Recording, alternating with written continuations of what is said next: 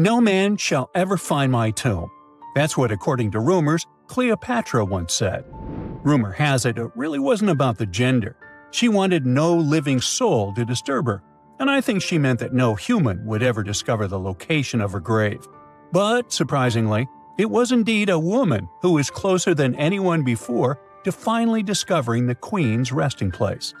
Meet Kathleen Martinez Berry, a criminal lawyer turned archaeologist. She got so intrigued with Cleopatra's story that she packed her bags and went to Egypt with no official support and even no permission from the authorities. All she had was pure determination to find the Queen's tomb. Now, you could say Kathleen had always been ahead of the game. She skipped grades in school, mastered piano, chess, swimming, and martial arts, and grew up listening to top intellectuals debating in her home. And she even got her law degree at just 19, and archaeology was her side passion. She had never actually been to Egypt, never dug up a single artifact.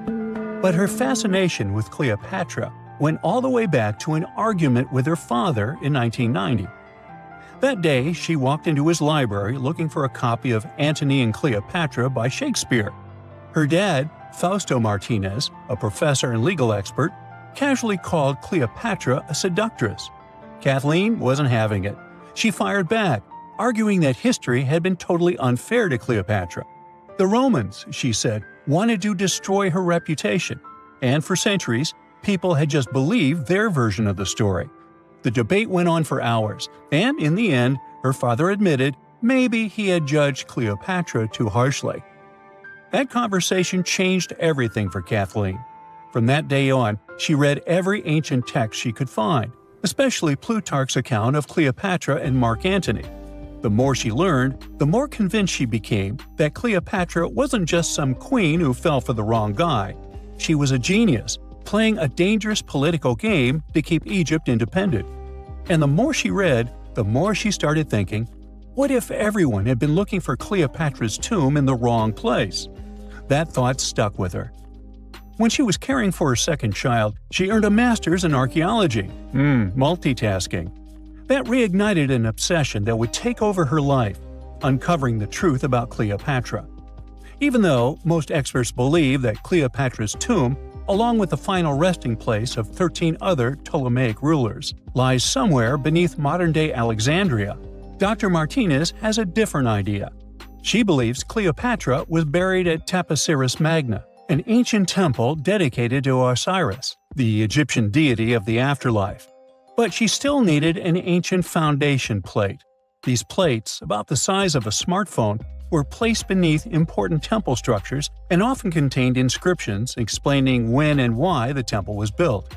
If she could find a plate that confirmed the temple was dedicated to Isis, Cleopatra's patron deity, she'd have solid proof that this was the right place to look.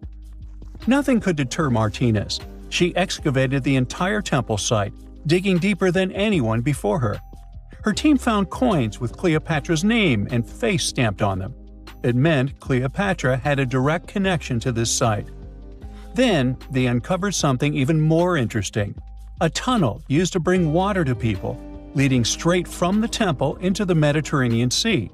So, if parts of the temple had already sunken into the water, could Cleopatra's tomb be down there too? Martinez needed proof to convince Egyptian authorities to let her search underwater. And, against all odds, she found the missing foundation plate.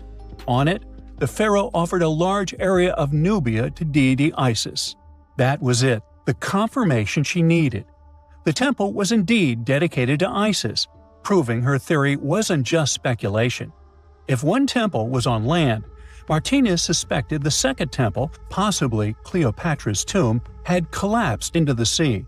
She needed help from experts in underwater archaeology, so she reached out to Robert Ballard, the guy who discovered the Titanic. With support from the Egyptian authorities, she and her team began exploring the waters off the coast of Alexandria.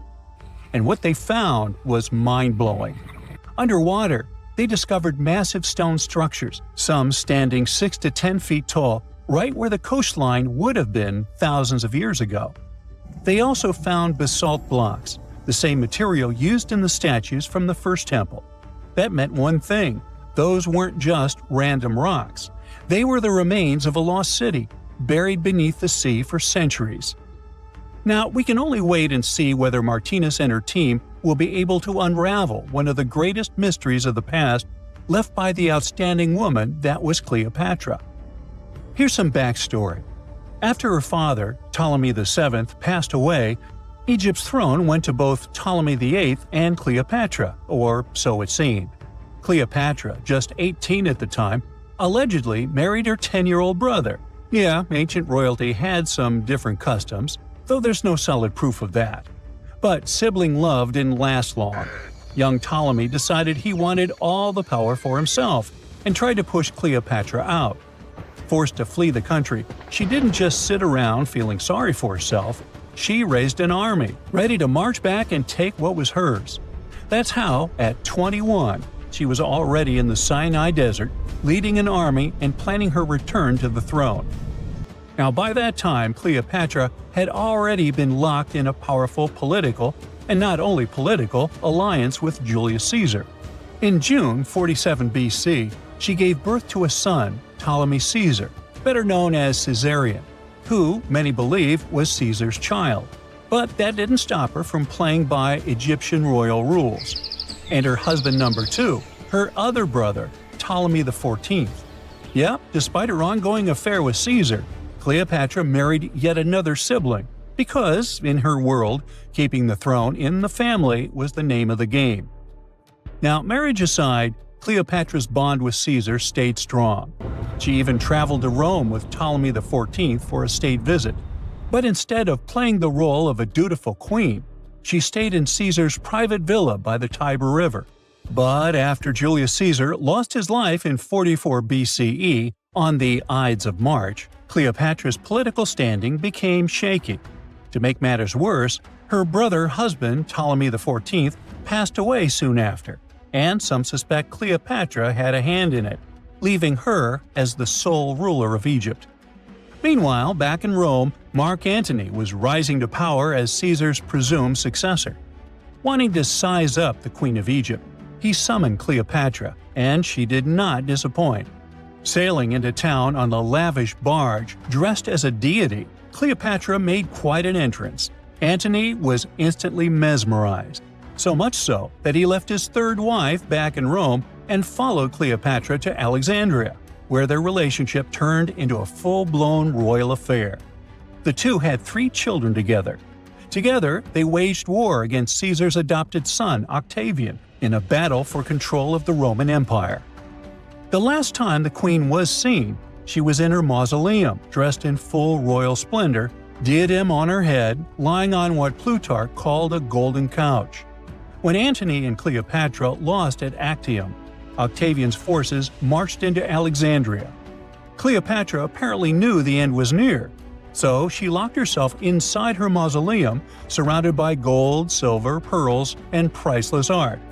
Those were the treasures she threatened to burn rather than let the Romans take them. Antony, meanwhile, wasn't going to let the Romans capture him alive. He wounded himself with his own sword, but before he passed away, he was carried to Cleopatra's side. She held him as he took his last breath in her arms. A little over a week later, Cleopatra made her own choice. Rather than face humiliation as Octavia's prisoner, she ended her life. Legend says it was the bite of a deadly asp, though history isn't quite clear on that. At the time, Cleopatra was only 39. Sounds like a rather full life to me.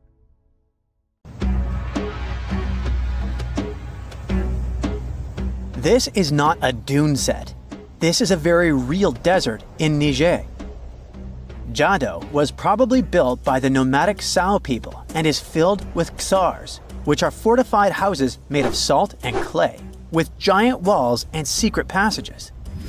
Located deep in the desert, it was once a vital stop for trans-Saharan caravans, but is now a hotspot for smugglers and bandits. The site has been off-limits since 2002 due to its dangers. The origin of the ksars remain a mystery. No archaeological studies have been conducted, leaving many questions unanswered. Even today, shifting sands reveal and conceal parts of these ancient ruins. fueling local speculation about what might still be hidden beneath the desert. Speaking of connective tunnels, scientists were blown away by the discovery of lava tubes in Saudi Arabia. These underground passages form when molten lava cools down. Researchers believe that ancient nomadic groups may have utilized these tunnels to survive the super harsh desert climates. While excavating the tunnels, archaeologists uncovered artifacts, rock art, and skeletal remains. The art and animal bones show that the people who used the tunnels were probably sheep and goat herders. They're still piecing together whether these groups lived in the tunnels for extended periods or just used them as temporary shelters. The Great Pyramid of Giza has been standing for thousands of years, but it's still hiding secrets. Using special scanning technology, scientists found two hidden structures under an ancient burial ground. The first is a shallow L-shaped structure, and below it is a much larger space that could be a final resting place or a chamber. The smaller structure was filled with sand on purpose, while the deeper one might be an empty chamber. Experts believe the two are connected, possibly as an entrance leading to a secret chamber. This is big news because it might give us some more insight into who built the pyramids and why. The world is full of ancient writing, but some messages refuse to give up their secrets, like the mystery of the Bash Plemi tablet. This unusual stone, pulled from a lake in Georgia, is covered in symbols no one can read. Even with modern technology, experts are completely stumped. The tablet is about the size of a book, with 60 symbols carefully carved into its surface, but 39 of them don't match any known language. Some resemble scripts from ancient civilizations in the Middle East, India, and Egypt, but none are an exact match. To make things even trickier, part of the tablet is broken off, meaning a piece of the puzzle is missing forever. To rule out a hoax, scientists studied the tablet closely. They confirmed it's made of vesicular basalt, an extremely tough local rock. Whoever carved these symbols must have been really skilled. Based on similar archaeological finds, experts believe the tablet could date back thousands of years, possibly to the late Bronze or early Iron Age. Some symbols repeat, which could mean they're numbers. Maybe it's an inventory list, a record of battles, or even an offering to the deities. Until someone cracks the code, the Bash Plemi tablet remains an unsolved mystery from the depths of history. Experts are still stumped with what this Minoan disc might mean. The Phaistos disc is one of the most mysterious finds from the Minoan civilization. This 6-inch clay object, discovered in 1908, has strange spiral markings that no one has fully decoded yet. The disc has 241 symbols on both sides, showing everything from people and animals to tools and plants. Experts have come up with many theories about what the symbols mean. Some think it's an early form of Greek. Others suggest it's a prayer or a hymn. And some even believe it could be a letter from a king in Anatolia to a Greek ruler. Let's see who will be the first to figure this out. It's always a fun day at an archaeologist's office when they find something as big as a 2,000-year-old marble head. A French archaeologist mission went digging inside an old medieval house near Alexandria in Egypt and found a statue's head depicting an old, possibly ill man. This statue dates from the last Egyptian dynasty before it became part of the Roman Empire, and the site where it was found is associated with the likes of Cleopatra and Mark Antony. For archaeologists, even the smallest finds at this site means a lot. You've heard of Lucy, right? The Australopithecus that was an early ancestor for us humans. Well, scientists found some of her species' footprints somewhere in Tanzania. The so-called Laetoli footprints are over 3 million years old.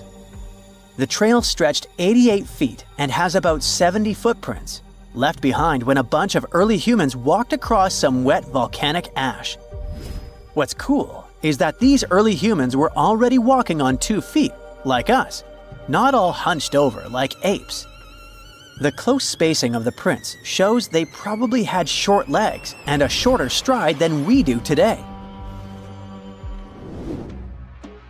In an ancient Egyptian temple, archaeologists uncovered a shrine unlike any other, a place dedicated to falcons and 2 mysterious deities. One deity had a falcon's head, while the other wore a crown with a sun disk and cow horns. But the most baffling discovery was an inscription that read, "It is improper to boil a head in here." At the heart of the shrine, there are 15 headless falcons carefully arranged on a pedestal, likely as offerings to the falcon-headed deity. One theory suggests the birds were boiled first, perhaps to pluck their feathers, before being placed in the shrine, following the strange rule carved into stone. Archaeologists also found a 13-inch iron harpoon nearby. Its true purpose remains unknown, although the shrine also held remains of fish, mammals, and bird eggs, suggesting that the rituals may have included feasting. And speaking of ancient Egypt, meet Hathor. Scientists named her after the ancient Egyptian deity of motherhood, music, and singing. This wooden statue, housed at the Metropolitan Museum of Art, was thought to be just a beautiful artifact, until a surprising secret was uncovered. Using an X-ray machine, experts found a mechanical operating system inside it, with pulleys and axles connecting her shoulder to her left leg. When activated, the system made her hand raise and lower, an engineering marvel from over 3,000 years ago. The statue was created during Egypt's Middle Kingdom, around 1800 BCE, and is often compared to 19th century automata due to its advanced design. It's believed the statue was used in religious ceremonies, symbolizing Hathor's role in dance and music. An unexpected discovery happened in northern Kuwait, where a Kuwaiti-Polish team uncovered a mysterious 7,500-year-old statue. The statue features an elongated skull, no mouth, narrow eyes, and a flattened nose. This feature is thought to be an Ophidian figurine, named after the Greek word for snake, and it was likely made by the Ubaid culture, a civilization known for their pottery skills. While no one knows exactly what role this weird statue played, it might have been linked to rituals or symbolic practices. Some scientists think these figurines, found in homes or final resting places, were tied to important cultural beliefs. We couldn't mention unresolved mysteries of this world without speaking about these elongated skulls. In the deserts of Peru, researchers uncovered 5 ancient skeletons, 2 with unnaturally elongated skulls. While head shaping was common in many cultures, these skulls defy explanation. Local legends tell tales of the so-called gentiles, a mysterious race banished underground by the powerful deities. Some say this is what the skulls represent. Others think this is some type of genetic anomaly, which was confirmed after finding an infant skull, too large to be artificially shaped. It's dark, and it's hot, and it's difficult to breathe deep underground in Karowe Mine in the heart of Botswana. It's been countless hours since your shift started, and yet another rock in your hands doesn't look promising. On the other hand, there is a tiny chance that it's the largest diamond you've ever found. You decide to inform your Canadian bosses from Lucara Diamond Corp. And bingo! The stone you found turns out to be a breathtaking 2,492 carat diamond, the second largest ever found. Now, the average engagement ring size is 1.7 carats. It means that just this diamond could be enough to supply rings for more than 1,465 brides.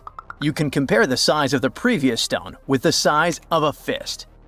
And the weight of this priceless giant is over a pound. Its value hasn't been determined yet, but how about we speculate a bit? So, another diamond from the same mine, called the Constellation, was sold for $63 million in 2016. And that was only 813 carats, less than a third of this new one's size. The only other discovered diamond that's larger is the famous Cullinan diamond. It was discovered in South Africa back in 1905 and weighed 3,106 carats.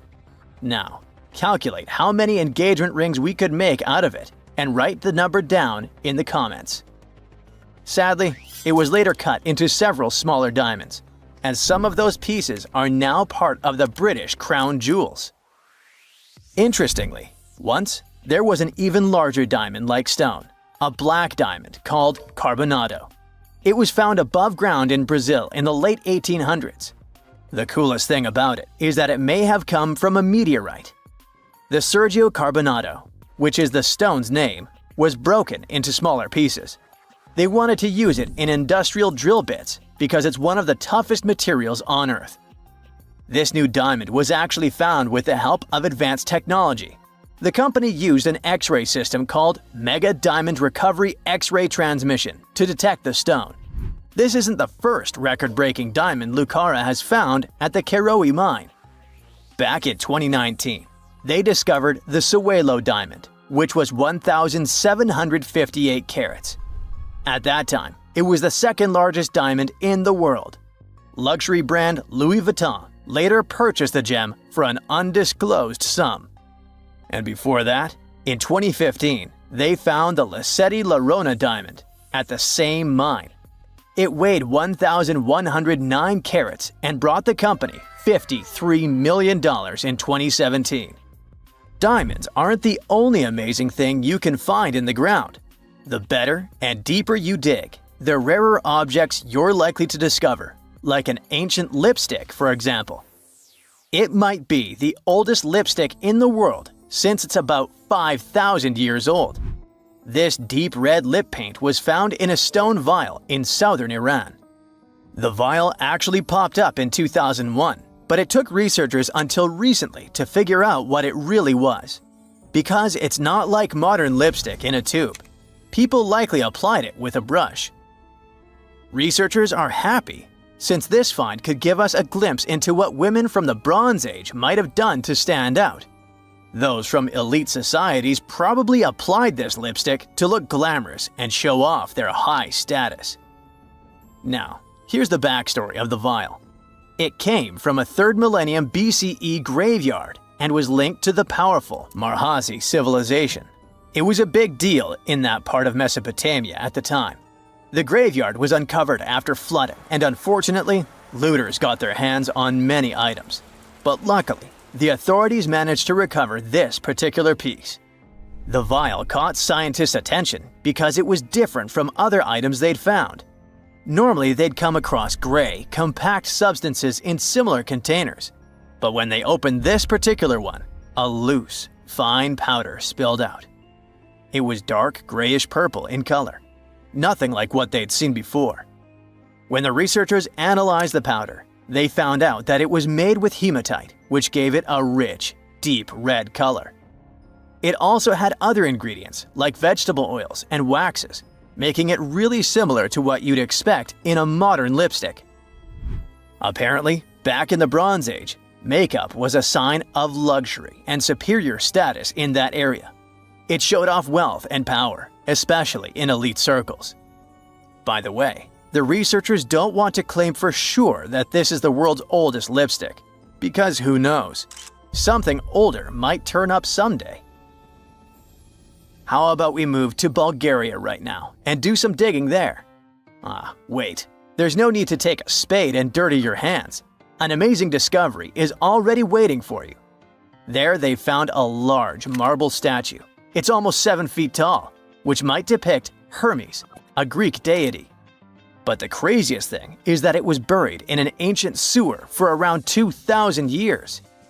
The statue is in really good shape, especially the head, which is super well preserved. There are some cracks in the hands, but overall, it's in surprisingly great condition, according to the scientific director of the excavation. And here's how they found the statue. The team was doing a routine dig in southwestern Bulgaria, near the Greek border. This area used to be part of the ancient city of Heraklia Sintika, which dates back to the 4th century BCE. While digging, the researchers stumbled upon the statue's marble foot. From there, they carefully uncovered the rest of it. It was a total surprise for them, since they didn't expect to find anything like this. Right now, the team is working on safely removing the statue from the sewer. It's really heavy, so they're using a crane to lift it out and transport it to the History Museum in Petrich. Once they restore and conserve it, the plan is to put it on display. Experts are very excited about this find. It could teach us more about the local culture in Heraclea Sintica, which isn't a very well-known ancient site. Now, if you're dreaming of making discoveries like this one but don't have a degree, don't lose heart. Even an amateur can make a scientific breakthrough. For example, you could find a Roman dodecahedron. It's this weird, mysterious 12-sided metal object about the size of a grapefruit, and no one really knows what they're used for. Historians have been scratching their heads about these things for centuries. This particular dodecahedron was discovered last summer in a farmer's field near Norton Disney, about 35 miles southeast of Sheffield. A group of volunteers had already found Roman coins and brooches in the area, so they knew the field might hold more treasures. A geophysical survey had shown areas underground where the Earth's magnetic field was disturbed, hinting that something might have been hidden there. The team started digging trenches during a 2-week excavation. On the second to last day, in Trench 4, someone spotted the dodecahedron. Richard Parker, the group's secretary, was nearby making tea when he heard the shout. He said they were all shocked because they hadn't found much metal, and then, boom, that awesome artifact simply popped up. The extra cool thing about that dodecahedron was that it was complete, which is rare. Many others found before were broken or incomplete. Plus, it's larger than usual. Roman dodecahedrons can be as small as a golf ball, but this one is closer to a grapefruit. Now, the dodecahedron is on display at a local museum. So far, over 100 Roman dodecahedrons have been found in northwestern Europe, mostly in former Roman territories like the Gallo-Roman regions. They date back to somewhere between the 1st and 3rd centuries CE. Each one is a hollow metal shell, usually made of bronze. It has 12 faces, with differently sized holes on each face. Around the holes, there are concentric rings imprinted into the metal, and at every corner where the faces meet, there's a small stud. There's no writing on them, and nothing in Roman texts mentions them at all. That's why nobody knows what these dodecahedrons were for. There are loads of theories. They could have been toys, dice, mace heads, or even tools for measuring distances in Roman artillery. Some people even think they were used for knitting gloves or even figuring out dates using the stars. But most of those ideas don't really hold up, so the mystery remains.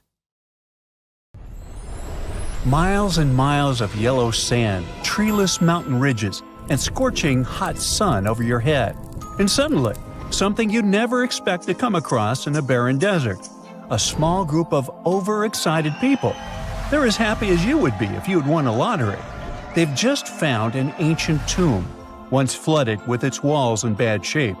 But the stuff they discovered inside proves that this is the burial site of one of Egypt's most mysterious pharaohs. Historians have been hunting for his tomb for years, but no one expected it to hide ancient treasures. Fast forward. After careful examination of the site, Egyptian officials have announced the discovery of the tomb of King Thutmose II. It's the last missing tomb from Egypt's 18th dynasty.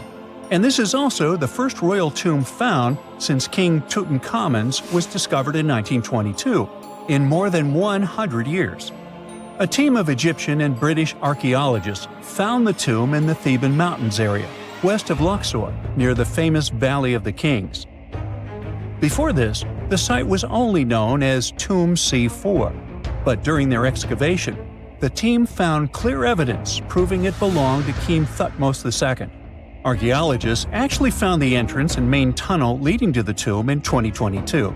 But at first, they thought it belonged to a queen because it was near the graves of Thutmose III's wives. It was also close to Queen Hatshepsut's tomb, Originally, it was prepared for her when she was just a royal wife, but everything changed when she became pharaoh. But we'll talk about this twist of fate a little later. But soon they realized that their discovery was much more significant. They found alabaster jars with Thutmose II's name and the words "deceased king" written on them. That's when they realized that the tomb was actually his final resting place. Sadly, Thutmose II's tomb has seen better days. According to the head of Egypt's antiquities sector and the leader of the Egyptian excavation team, the tomb suffered major damage from ancient floods not long after the pharaoh's death. Water swept through the burial chamber, likely destroying or displacing many of the original artifacts. Much of what had been once inside the tomb was moved elsewhere in an attempt to salvage it. The researchers found out that the tomb had a basic design, with an entrance, a sloping main corridor, and a burial chamber. The corridor was coated in white plaster and rose about 4.5 feet above the floor of the burial chamber. A large staircase and a very large descending corridor of the tomb indicated its grandeur. It took the team a long time to navigate through, though, as the tomb was blocked by flood debris and collapsed ceilings. Only after crawling through a 32-foot passageway with a small 16-inch gap at the top, the worst nightmare for those of us with claustrophobia, were they able to reach the burial chamber. There, they were in for another surprise. They cleared the debris, expecting to find the crushed remains of a burial beneath. But the tomb turned out to be completely empty, and it was not due to robbery. It had been deliberately emptied. The researchers soon realized that the tomb had been flooded since it had been built underneath a waterfall. It happened just a few years after the king's burial, so the contents of the tomb were moved to another location. That's why there was a second corridor in the tomb. It was most likely made to help remove King Thutmose II's body from his flooded tomb. Despite the damage, the excavation team made some really exciting discoveries. They found traces of mortar decorated with blue inscriptions, yellow stars, and fragments from the Book of Amduat, one of the most significant funerary texts in ancient Egypt. The book was meant to guide the deceased through the underworld, ensuring a safe journey to the afterlife. Now, how about we sneak a peek at ancient Egypt's 18th dynasty? It was all about conquering lands, expanding the empire, and building jaw-dropping monuments. Some of the biggest names from that era, Thutmose I and Thutmose III, both legendary warrior kings who left their mark in history. Thutmose I was a fierce fighter who led major military campaigns, pushing Egypt's border further south than ever before, all the way to the fourth cataract of the Nile. His victories gave Egypt access to new trade routes, stronger political ties, and more wealth. His conquests were so significant that they were recorded in the tombs of his top officials. Thutmose III, sometimes called Thutmose the Great, took things even further. He was not only an incredible military strategist, but also the commander of Pharaoh Hatshepsut's armies before becoming king himself. He led between 17 and 20 military campaigns, winning every single one and expanding Egypt's empire to its peak. He even created the world's first navy. Thutmose III is often remembered as Egypt's greatest warrior pharaoh. And sandwiched between these two powerhouses was Thutmose II, a pharaoh who doesn't get nearly as much attention. Hey, the middle child, right? His reign lasted only about 5 years before he passed away at around age 30 in 1479 BCE. He is kind of a mystery. No one really knows what he accomplished. For the longest time, even the location of his burial site was totally unknown. His body was actually found in the 19th century. It was just lying around in the mortuary temple of Deir el-Bahari, in a secret chamber where priests used to hide royal mummies centuries after their original tombs were looted by grave robbers. In other words, Thutmose II's body must have been moved from his original resting place at some point in history to protect it. During his lifetime, Thutmose II made at least one major impact on Egyptian history. He married his half-sister Hatshepsut. That might not sound like a big deal, but it helped her become Egypt's greatest female pharaoh after he passed. The catch? She kept her stepson, Thutmose III, off the throne for decades. When he finally took power, he erased her name from history out of spite. And still, Hatshepsut is one of Egypt's greatest pharaohs, no matter if you're talking about a man or a woman. She brought a lot of wealth and art to Egypt. She led a big trading trip to a place called Punt, where she brought back things like gold, ebony, and incense. She also made sure her name lasted by building amazing structures that we can still see today. At Karnak, she added huge obelisks. One of them is still standing tall. She also was the one to build the Temple of Dir al-Bahre with its countless columns. She was buried there. Interestingly, Hatshepsut was often shown in art as a man with muscles and a beard, like how pharaohs were usually depicted. But she made sure there was always something in the artwork that reminded people she was a woman, like calling herself Daughter of Re or His Majesty herself. When she passed away in 1458 BCE, Egypt wouldn't have a female ruler as powerful as her until Cleopatra, about 1400 years later. According to Egypt's Supreme Council of Antiquities Secretary General, isn't that a mouthful? Hatshepsut's name actually appears in Thutmose II's tomb, meaning she might have even handled his burial. As for their final resting places, well, Hatshepsut was buried in the Valley of the Kings, and Thutmose II's mummy is now in the National Museum of Egyptian Civilization, alongside other ancient Egyptian rulers. It gives visitors a rare chance to see the remains of a nearly forgotten pharaoh. Now, experts consider the discovery of his tomb to be one of the most significant in recent years. The artifacts found there add important details to our understanding of the history of the region and Thutmose II's rule. And even though the tomb's design is fairly simple and follows the same architectural style preferred by later Egyptian rulers, its historical importance is undeniable. In any case, the mission isn't over yet. Archaeologists are now focusing on solving another mystery. Where did the rest of the tomb's contents end up? The team is determined to continue their search. Who knows what other secrets they will uncover that have remained hidden beneath the sands for thousands of years.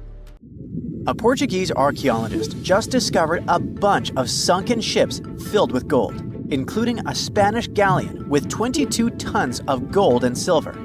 This much gold today is worth about $2 billion, and this is the money from one ship alone.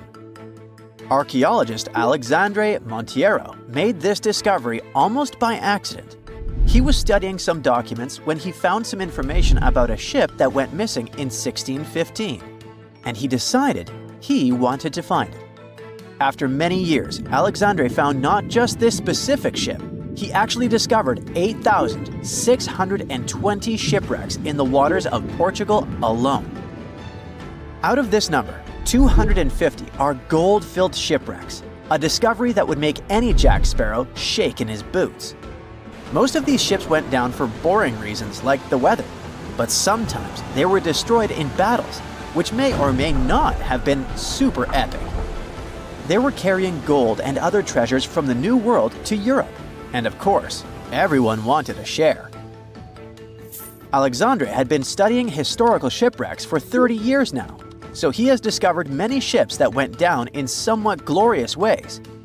In 1816, for example, a ship of one of the richest men in Portugal sank in Australia, with an insane amount of 66,000 silver coins. This was the first ship from Portugal to ever plunge in the waters of Australia. The bad news is that these ancient sunken vessels, filled with riches and epic stories, are not so easy to reach. They're deep down in the ocean and covered by sand. You could still try, but that would be stealing part of a country's history, and you wouldn't want to be that person, would you? Naturally, Portugal was not the only country that explored the seas back then. The coast of Europe is packed with sunken ships filled with gold. In fact, there are about 1 million historical shipwrecks underwater right now, and the treasures abandoned under the sea might be worth around $60 billion. It's an insane amount of money, but let me tell you that these gold-filled sunken ships aren't really worth the hassle. There are many stories of maritime treasure discoveries that turned into insane lawsuits and even long jail time. Our first story starts in 1746, when a violent storm crashed a ship called Prince de Conti near an island in Brittany. The ship was filled with tea, ceramics, and 100 gold ingots. Of course, the owners of the ship tried to save the loot, but if it's not easy now, imagine how it was back in the 18th century. It took more than 200 years for the vessel to be found. It finally happened in 1975, when a group of French men discovered it and decided to take pretty much every valuable thing they could find. Now, I said these things were not worth the trouble for a reason. In France, if you find anything that can be historical, you must declare it to the local authorities within 48 hours. Fail to comply, and you will be committing something known as a crime. To be fair, our French friends here did declare their findings, but only the corroded cannons from the ship. And the gold? Well, they sold it. Obviously, because each gold bar is worth between $125,000 to $231,000. It took French authorities almost 50 years to retrieve the stolen gold, and they didn't retrieve all of it. Part of it was bought by an elderly couple living in Florida, and the crime is so serious they were charged for connection with money laundering, organized crime, and the trafficking of cultural goods. The poachers also sold some gold ingots to the British Museum collection. Now, let's go back to the 1850s, when a steamer called SS Central America traveled from Panama to California and back again. This was during the California Gold Rush, a time when 300,000 people moved to California to dig for gold. Because the travel route was not easy breezy, people needed to carry their gold around on big ships. This is where our friend SS Central America comes in. In 1857, the ship had 578 people on board and about 10 tons of gold. Very few survived, and around $100 to $150 million in gold went down with the ship. All of this explains why in 1988, a group of investors from Columbus decided to finance a research project to find this ship. The research was led by a guy named Tommy Thompson. Tommy was really crazy about the idea of finding this sunken ship filled with gold.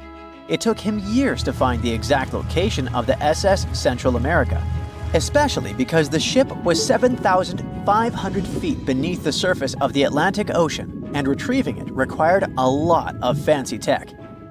A group of 161 investors paid for his adventure, but it goes without saying that they were not doing this out of love from their hearts.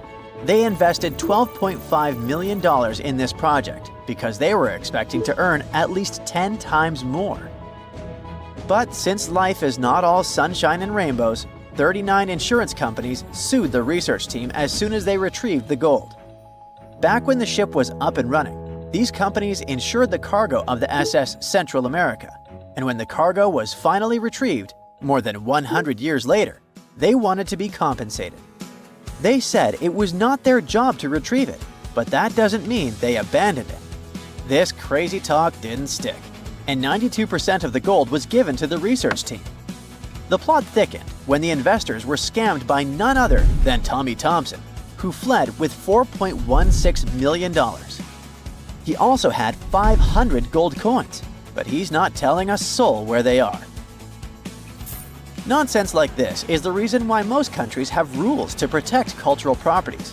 And yes, sometimes shipwrecks can be a cultural property.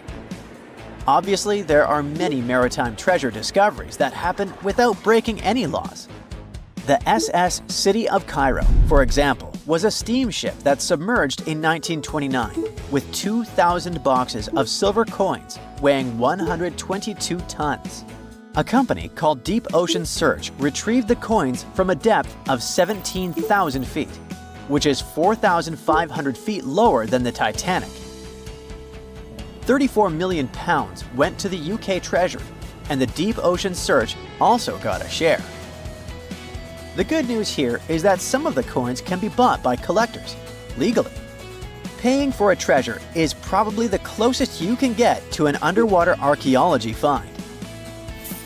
I know, all I did was destroy your piracy dreams. But while raiding gold-filled shipwrecks may be a crime in most countries, or just financially impossible for us mere mortals, not all hope is lost. There is about $771 trillion worth of gold lying on the ocean floor, and it doesn't have an owner. It's like an underwater gold mine, except the gold is in the water. You know how the water of the ocean is salty? Well, the gold gets mixed with the minerals in the water, so it's not like you stumble upon a gold nugget on the beach. Each liter of ocean water has 13 billionths of a gram of gold, and it's very difficult to extract such tiny particles of gold from the water. But that doesn't mean people haven't tried, and of course, there's been a scam here too. In the 1890s, a guy claimed he had invented a thing that would suck gold from the seawater. When he got enough money, he fled the country with the cash. If you really want to get some gold, you could try to extract it from the Earth's core, which has 1.6 quadrillion tons of gold. There's 16 times more gold in the Earth's core than what humans have mined in the whole of history. No hoax involved here, because nobody has dared to go down there yet. With archaeologists discovering gold-filled sunken ships out and about, maybe we can make our own maritime treasure discoveries, or at least save enough money to buy some silver coins. It's like archaeology woke up recently and decided to spice up the news with its history-changing discoveries. From unearthing dinosaur fossils in peaceful Iowa to translating bad news from ancient Babylonian texts, history is revealing its secrets like never before.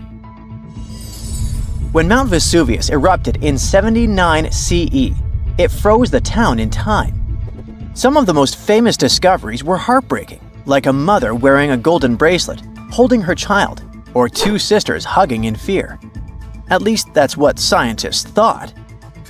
In 2024, advanced DNA tests shattered these long-held beliefs.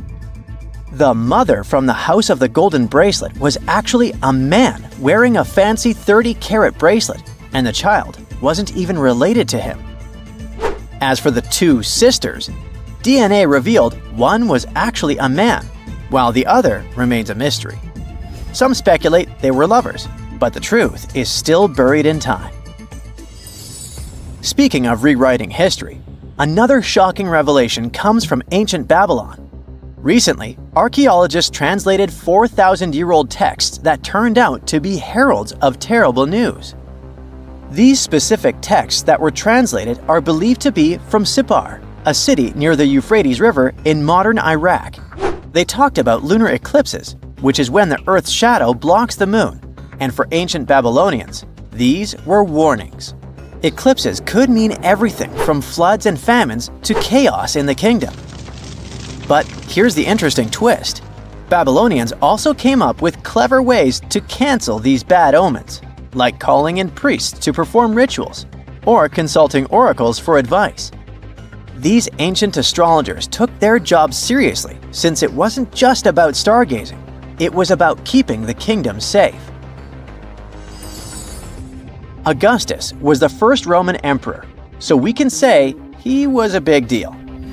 Archaeologists have already found ruins of the villas where he partied, but now they think they found his final resting place.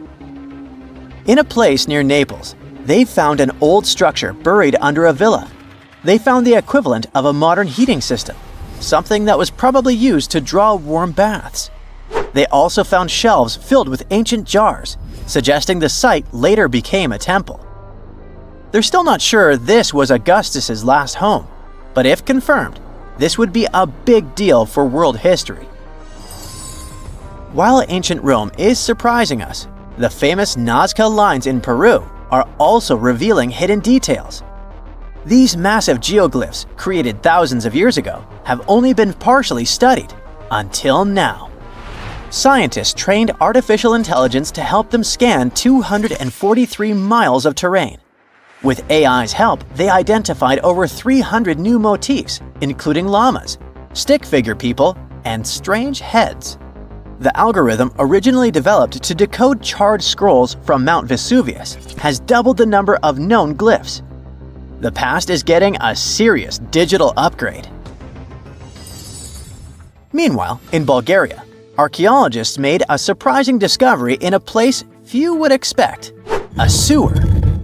In 2024, researchers unearthed a nearly intact 6.8-foot-tall marble statue of Hermes, the Greek god of travelers and trade, hidden beneath layers of soil. Experts believe it was placed there for safekeeping after an earthquake in 383 CE damaged the city's infrastructure. At that time, paganism was declining and Christianity was rising as the Roman Empire's official religion. Many pagan idols were being destroyed, but it seems some locals secretly preserved their deities by hiding them underground. Searching the bottom of the River Thames is probably worse than looking under your bed. The riverbed collects all kinds of discarded treasures, including a legendary typeface. In the early 1900s, two men created the Doves typeface for printing books, but after a bitter falling out, one of them threw every single metal letter into the river. A century later, in 2014, a designer trying to revive the typeface began searching for the lost letters. In just 20 minutes, he started finding them. With the help of divers, more were uncovered, and today, some of the lost letters are on display in a museum. Not much goes on in Iowa, which is why finding a huge 13,000-year-old mastodon skeleton made headlines. In 2022, a researcher received a photo of a massive femur believed to belong to a prehistoric animal. It took 2 years to secure funding for excavation, but in 2024, archaeologists finally dug in. After 12 days of work, they uncovered a well-preserved mastodon skull, the first ever found in a Midwestern state. This discovery would make Indiana Jones jealous, especially since it happened in Petra, the ancient Jordanian city featured in one of the movies. Archaeologists uncovered a 2,000-year-old chamber beneath Petra's treasury, containing at least 12 skeletons along with iron and bronze artifacts. The chamber, built by the Nabateans, sheds new light on their afterlife practices, which remain largely mysterious. One of the most intriguing finds was a ceramic chalice clutched by one of the skeletons. Back in Peru, archaeologists made a groundbreaking discovery that turned Peruvian history upside down: a female ruler. At the 1,600-year-old site of Pañamarca, scientists uncovered a throne room decorated with colorful murals. These murals depict women spinning and weaving, men carrying a crown, and even a crowned woman speaking to a birdman. The discovery suggests that Moche women weren't just spiritual leaders, but rather had real political power too. Tiny houses are mainly a modern thing, but archaeologists think they found one in ancient Pompeii. Unlike traditional Roman homes, which had grand atriums for entertaining guests, this house had none. But what it lacked in size, it made up for in artistry. Inside, scientists found a painted altar decorated with birds of prey, sparrows, snakes, and plants. The altar held ceremonial items like a lamp and an incense burner, still holding traces of fragrant herbs. In 2021, researchers scanning the Baltic Sea found a massive stone wall hidden beneath the waves. The Blinker Wall, stretching over 1.5 miles, could be Europe's oldest man-made structure. Sitting 68 feet below the surface, it's built from around 1,400 small stones placed between 300 giant boulders, some weighing up to 142 tons. Dating back over 10,000 years, the Blinker Wall predates Stonehenge and France's Karnak stones, meaning it was likely built when the area was dry land. Scientists believe it may have been a reindeer hunting tool, guiding animals into a lake where hunters could strike. Oh, and then there's the granite slab that was found in Egypt's Abydos area. At first, it was thought to belong to two important people from ancient Egypt, but a recent discovery showed it was actually part of the sarcophagus of Pharaoh Ramses II, one of the most famous Egyptian rulers. a researcher found a special engraving on the slab that had Ramses II's name on it. Ramses ruled Egypt a long time ago, and after he died, his tomb was looted, so his body and belongings were moved around a few times. This new discovery shows that after Ramses' tomb was robbed, some of his things were used again. The finding also teaches us that ancient Egyptian tombs were often looted, and the things in them were reused. Recently, something unexpected happened during a dig in Norton Disney, back in England. While searching for ancient coins and brooches, a volunteer from the Norton Disney History and Archaeology group stumbled upon a mysterious Roman dodecahedron. This small hollow object, made of copper alloy with 12 pentagonal sides, was buried for 1,700 years, but was surprisingly well preserved. Though over 30 of these strange objects have been found in the UK, no one knows for sure what they were used for. Some think they might have been measuring tools or calendars, while others believe they were used for rituals. The Norton Disney Group thinks these dodecahedra were likely symbols for religious ceremonies, as many show no signs of wear from daily use. Scientists have recently discovered Leonardo da Vinci's hidden passages under a medieval castle in Italy. They followed a newly found 15th century sketch by the creator of the Mona Lisa and found one of the unexplored architectural wonders from the age of the Renaissance. Construction of the Sforza Castle started back in 1358, but it was destroyed about a century later during a local crisis. Then, in 1450, Francesco Sforza, the Duke of Milan, decided to rebuild it on the old ruins. After he passed away, his son Ludovico took over and kept improving the castle. He brought in some of the best artists of the time, including Leonardo da Vinci, to decorate its walls. We can still see Leonardo's frescoes today in the Room of Wooden Boards. While he was working at the castle, da Vinci also recorded some historical underground passages hidden beneath the outer wall. The drawing, dated between 1487 and 1490, was found at the Institut de France in Paris. The sketch is highly precise, and it proves that Leonardo was really interested in fortification design and was great at documenting existing structures. Historical records show that Ludovico ordered the building of an underground passageway that led straight to a basilica, where his wife was buried. Ludovico married Beatrice in 1491, and they had a happy but tragically short marriage, as Beatrice passed away while giving birth in 1497. The Duke locked himself away for weeks, grew a beard, and wore only black clothes while he was mourning his beloved wife. The secret tunnel may have stretched over a half a mile and would let Ludovico visit her grave in private. It could have served as an escape route if the castle was ever under siege. The existence of the tunnels remained one of the mysteries of the Renaissance for years, as no one knew for sure they were there. But now, scientists finally uncovered the secret history. They used a combination of ground-penetrating radar and laser scanning to build up an accurate 3D model of all the structures under the castle. They found the tunnels da Vinci alluded to in his drawings, and it looks like they may have only been a small part of a whole system of historical underground passages. The goal is to create a complete digital twin of the castle that will not only show all the preserved constructions, but also the ancient ones that are no longer visible. They also plan to add augmented reality to the virtual paths to let visitors discover Leonardo da Vinci's hidden passages. Now, we don't know if the genius actually took part in constructing the hidden passages that scientists recently discovered, but we do know about some other Leonardo da Vinci inventions. He created the first satellite-like map in 1502, long before photography or satellites were even a concept. A famous figure in Italy, Cesare Borgia, invited Leonardo to a small town called Imola, near Bologna, to create a highly detailed map for him. Back then, maps were not very precise, as no one had figured out how to show exact distances on a smaller scale.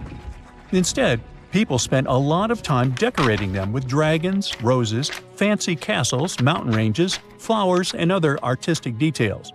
These maps look more like beautiful paintings meant to be displayed, rather than practical tools for navigation.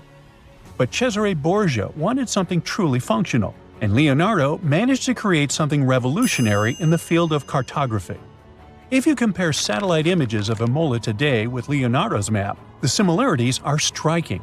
He captured every alley, curve of the streets, roadways, and even the exact sizes of the buildings.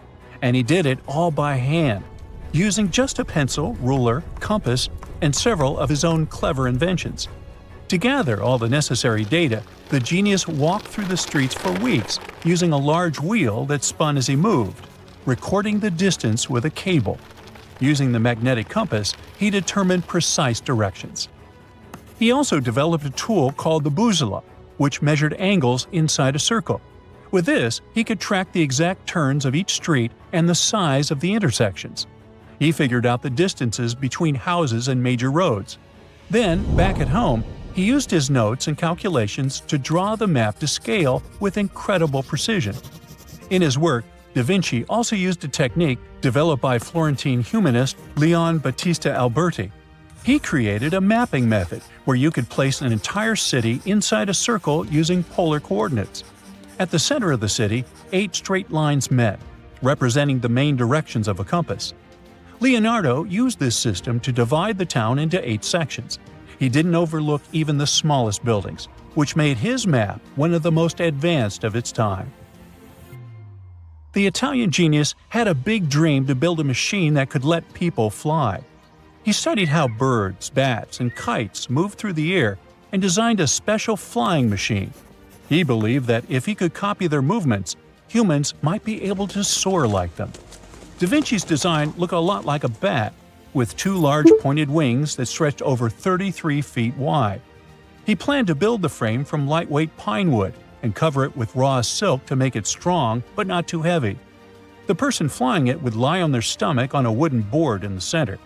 To make the wings flap, the pilot had to pedal a crank with their feet, which was connected to a system of rods and pulleys. There was also a hand crank for extra power and even a headpiece to help steer. As the person moved their hands and feet, the wings would flap and twist, just like a bird's. But there was one big problem. Humans aren't strong enough to make the machine lift off the ground. Even though it might have worked once in the air, there was no way for a person to get it flying on their own.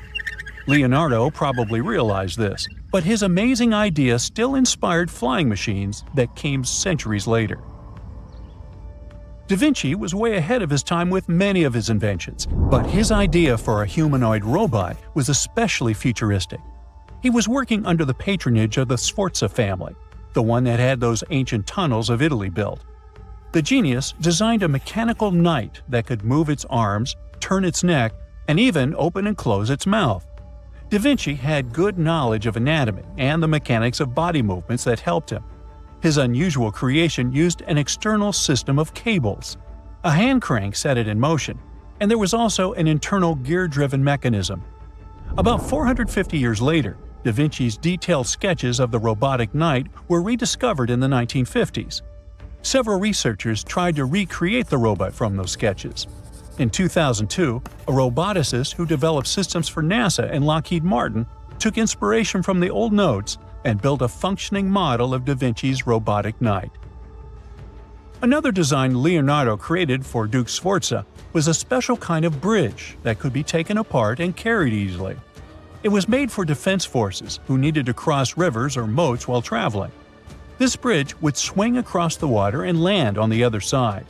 It had wheels and used a rope and pulley system, so it could be set up quickly and packed away just as fast. To keep it steady, it even had a special weight to help balance it. Leonardo wrote in his notes that the bridge was light yet strong, and he designed several bridges like this for the Duke. One of his other designs was a bridge that could be built very quickly, and the defense forces would move across multiple rivers. As scientists continue to study Leonardo da Vinci's hidden passages, they reveal new chapters in human history. Who knows what other unexplored architectural structures they will find? Scientists have finally solved the Loch Ness Monster mystery. Here's the spoiler, you ready? It's not a real monster. It's probably a dinosaur that survived through the ages, or just a bunch of debris floating on the water. Thanks to many findings on the Loch Ness creature, we have proof of another story to tell you. It was 1933 when a man named George Spicer and his wife were driving along the shores of Loch Ness.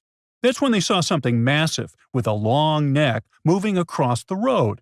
It looked like a creature straight out of the prehistoric era, a dinosaur-like beast unlike anything they'd ever seen. That was the moment that Loch Ness Monster theories started spreading around like wildfire. One of the most famous Loch Ness Monster sightings came just a year later, in 1934, when a man took a photograph that became the most well-known image of Nessie. That's the nickname she was given. She? Anyways, the photo, known as the surgeon's photograph, showed a long-necked creature rising out of the water, and for years it convinced people that the monster was real. But years later, the truth came out. One of the men who helped take the photo confessed it was all a hoax. The photo had been staged after all. When the photo was published, it had been significantly cropped. This made the animal in the picture look much bigger than in real life, fueling the theories that the Loch Ness Monster did in fact exist. In the 1960s, one of the first big scientific attempts to investigate the mystery of the Loch Ness Monster happened. A research team took sonar equipment to the lake and spent hours scanning the waters in search of evidence of large creatures. What they found was puzzling. They recorded several objects moving deep in the loch, or lake, with no clear explanation as to what it was. Though the team didn't manage to capture anything definitive, this sighting helped fuel the belief that there was indeed something massive living in Loch Ness. After that, research about the mystery of the Loch Ness Monster kept popping up. In 1972, with the help of underwater photography, some researchers managed to capture strange images, which got people's hopes up for a minute. But the truth is, this early research about the Loch Ness Monster was far from conclusive. Now, of course, not everyone bought into the mystical, magical theories about the Loch Ness Monster. Theory 1, from a professor of zoology at Oxford University, has made it clear that the monster is a biological impossibility. Hey, my pediatrician said that about me, too. Meanwhile, he says that no skeletal remains have ever been found in the region. Plus, no fishermen have ever caught anything resembling the creature in their fishing nets.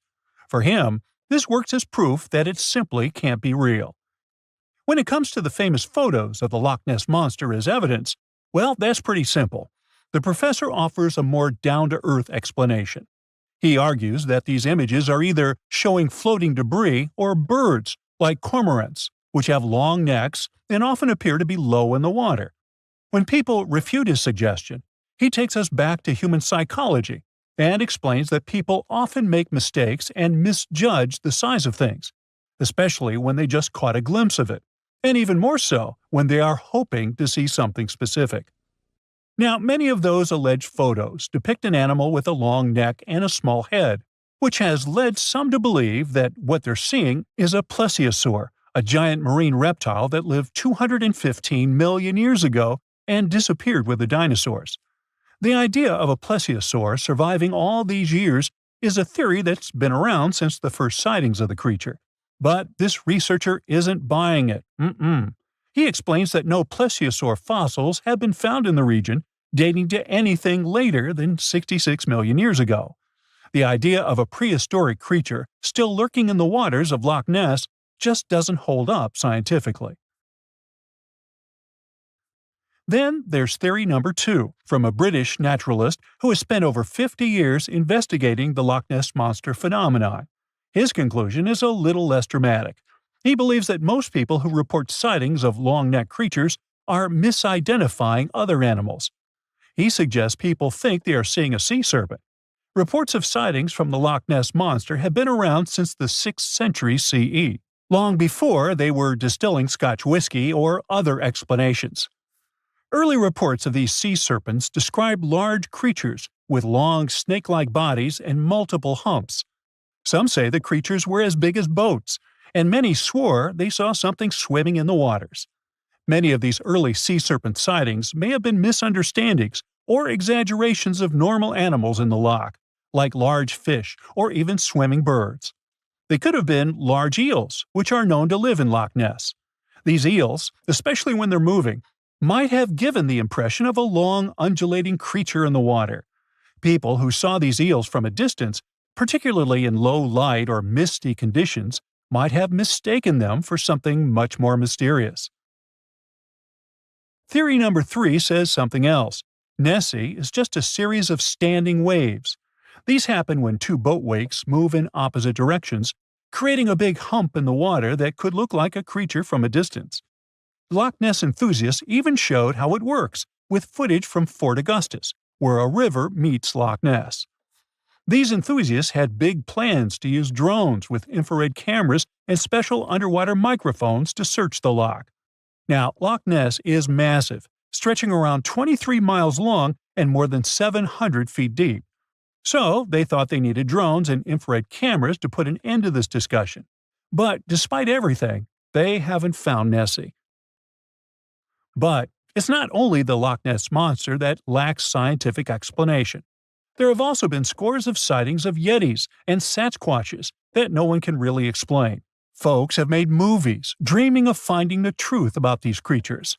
But, according to recent research and evidence, it looks unlikely that we'll ever find definitive evidence of their existence.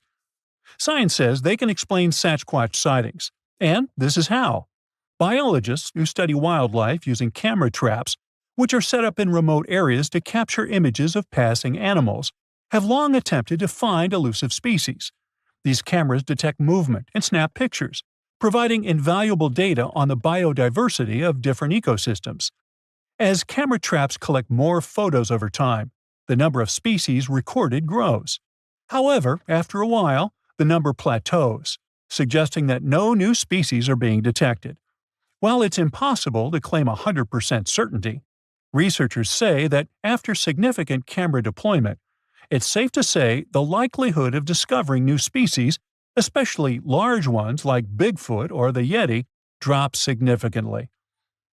Camera trap studies have been running for years in regions where these creatures are rumored to live, but so far, no conclusive evidence has surfaced. Instead, the supposed proof of Bigfoot or the Yeti often comes from blurry photos or shaky videos taken by individuals who claim to have encountered them. The scientific understanding of biology also makes the existence of Bigfoot highly unlikely.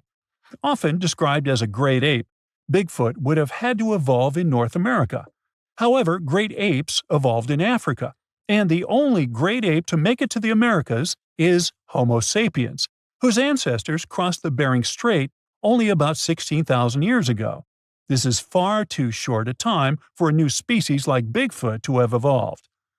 While it may be disappointing for these mysterious creature enthusiasts, the scientific evidence points firmly toward the conclusion that creatures like Bigfoot and the Yeti are more fantasy than reality. After decades of extensive scientific research, it's safe to say that yes, science has solved the mystery of the Loch Ness Monster, and it's pure fiction. So, what do you think? Hey, you've heard of Stonehenge? Of course you have. Big rocks mysteriously mounted in circles on a plain in England by, somebody.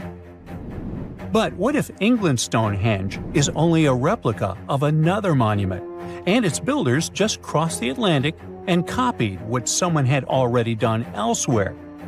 Well, it turns out researchers found another Stonehenge underneath the waters of Lake Michigan. This lake is a hotspot for woo-woo unexplained things. A bunch of disappearances, plane crashes, and now this, an ancient underwater monument that looks strangely enough like Stonehenge. We couldn't help ourselves and needed to dive deep into this story.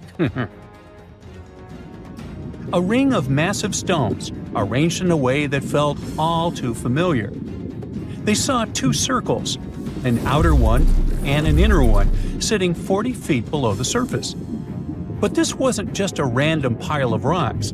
These stones had been placed there, purposefully, by human hands. And by doing some further research, they discovered that they were staring at a structure that's over 9,000 years old. Think about it. This Stonehenge beneath Lake Michigan predates the pyramids. It predates Stonehenge itself by about 4,000 years. All of this information was enough to startle scientists at Northwestern Michigan University. But that was before they found this out. One of the stones had a carving, a faint but clear petroglyph of a mastodon. Mastodons kind of look like the ancestors to our modern-day elephants, but they have been extinct on planet Earth since 10,000 years ago. So, whoever built this underwater Stonehenge needed to be alive at the same time these creatures roamed our planet. This discovery raised many questions among scientists. I mean, why on earth would they go through all this trouble to lay rocks at the bottom of a lake? Well, first things first.